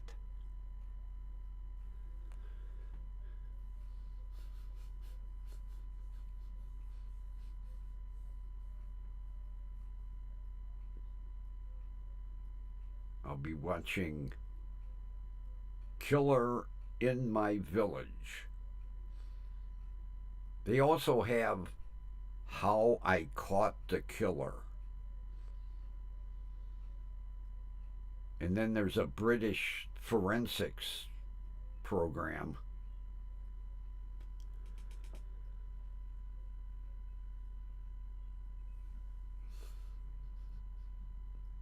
No, you would think they would, though.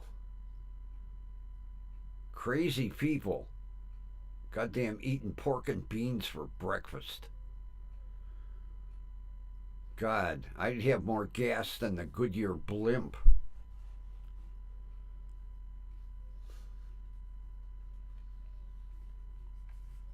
Yeah, I had friends that went over to London last year. And they come back and they said, they give you beans for breakfast. Beans? Yeah, pork and beans. Side dish for breakfast. They asked for hash browns, and they looked at him and like, what are hash browns? He said he knew he was in trouble.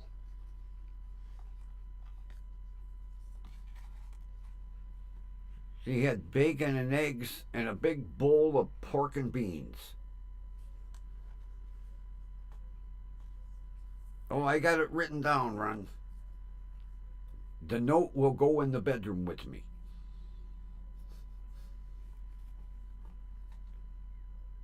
Yeah. Serve me pork and beans for breakfast and light a match. I could fly to JFK Airport.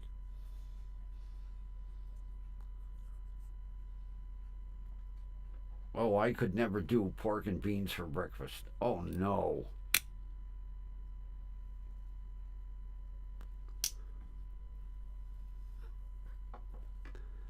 Cold pizza? Yes. Pork and beans? Oh. If I ate pork and beans for breakfast, they could tap my ass for a gas well.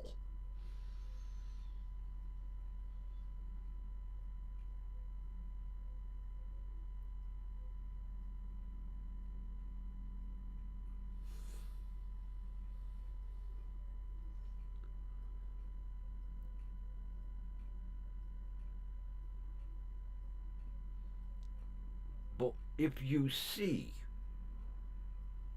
a breakfast scene, they're eating beans.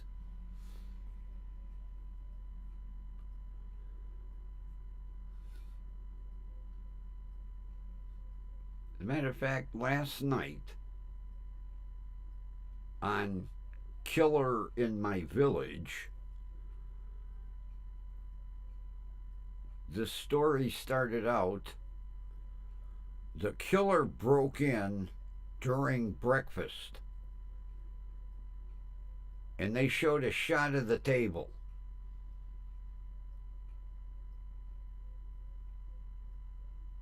And there was pork and beans with sausage and toast. I can't remember what else was on the plate.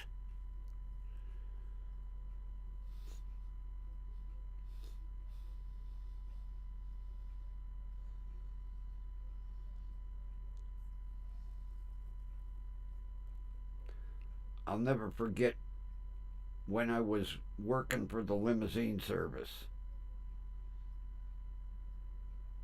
I had to pick up these three Chinese people, two guys and woman. And I had to pick them up in Akron and bring them back to Cleveland Hopkins. And we no sooner pulled out of the hotel and they had a cooler. And the girl, because she spoke a little English, asked me if I wanted a meat stick. And I looked over and they were cold hot dogs. You like a meat stick? No, I had my pork and beans, thank you. Yeah, all the way to Cleveland, they were eating cold hot dogs. Meat stick. You like? Not really. I like mine cooked. Oh, you cook a meat stick? Yeah. Oh, really?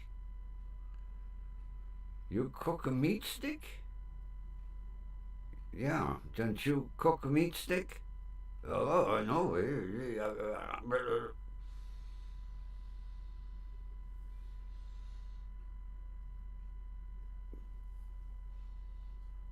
6 o'clock in the morning, they're eating cold hot dogs.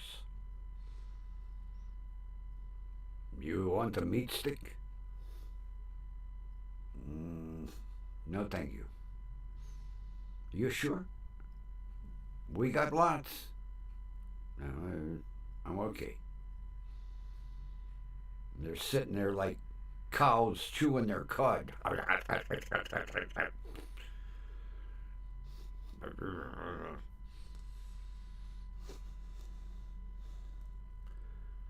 It was a very interesting job, driving limousine, I'll tell you that.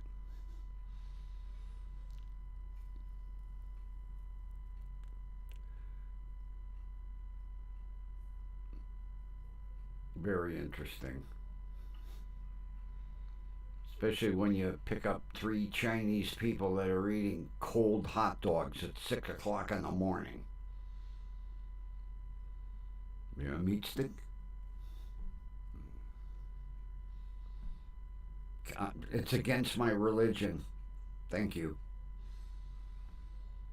Yeah, I told her, I said, I like them cooked. You cook a meat stick? Yeah. Then she told me I was strange. Oh, you Americans strange. Yeah, I know. I like my meat sticks on a bun with sauerkraut, stadium mustard. Oh, she'd have gone bonkers if I'd have said that. What's sauerkraut? It's like kimchi, but not hot. Whoa.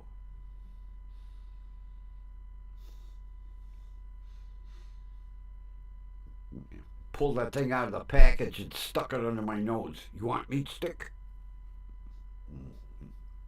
No, thank you. I'm driving.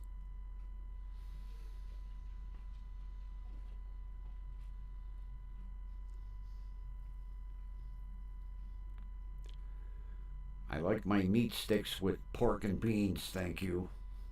Well, that would have really. What pork and beans? I'll get you a can. Hold on. Here. Dip your meat stick in it.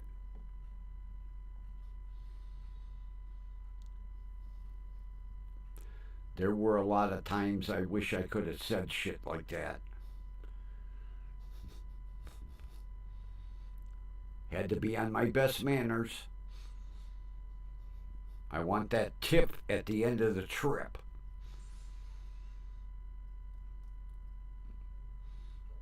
Be my luck, she tipped me in a meat stick. Yeah.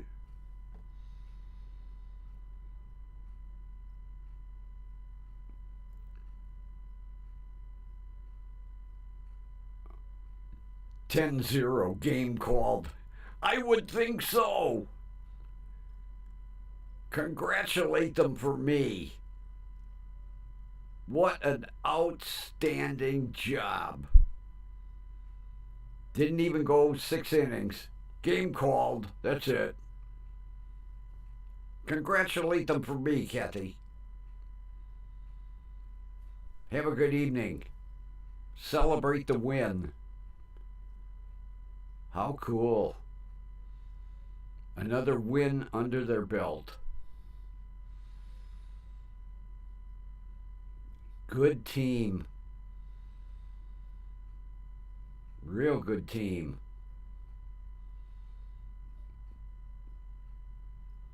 Outstanding.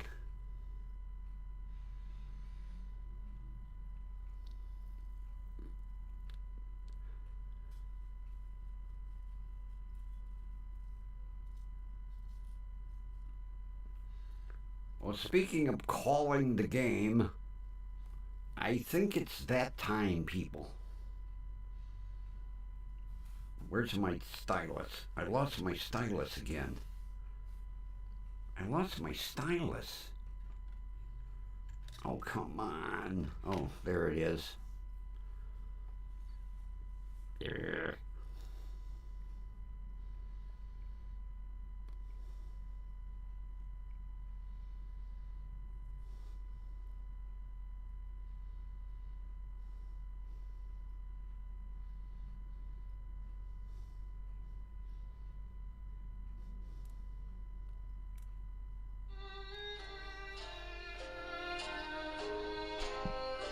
Well, everybody, it's been a fun night.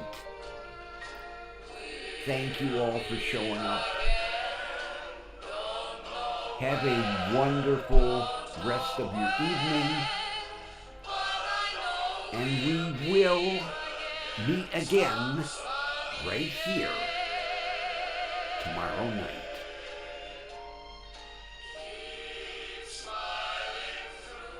Take care, everybody.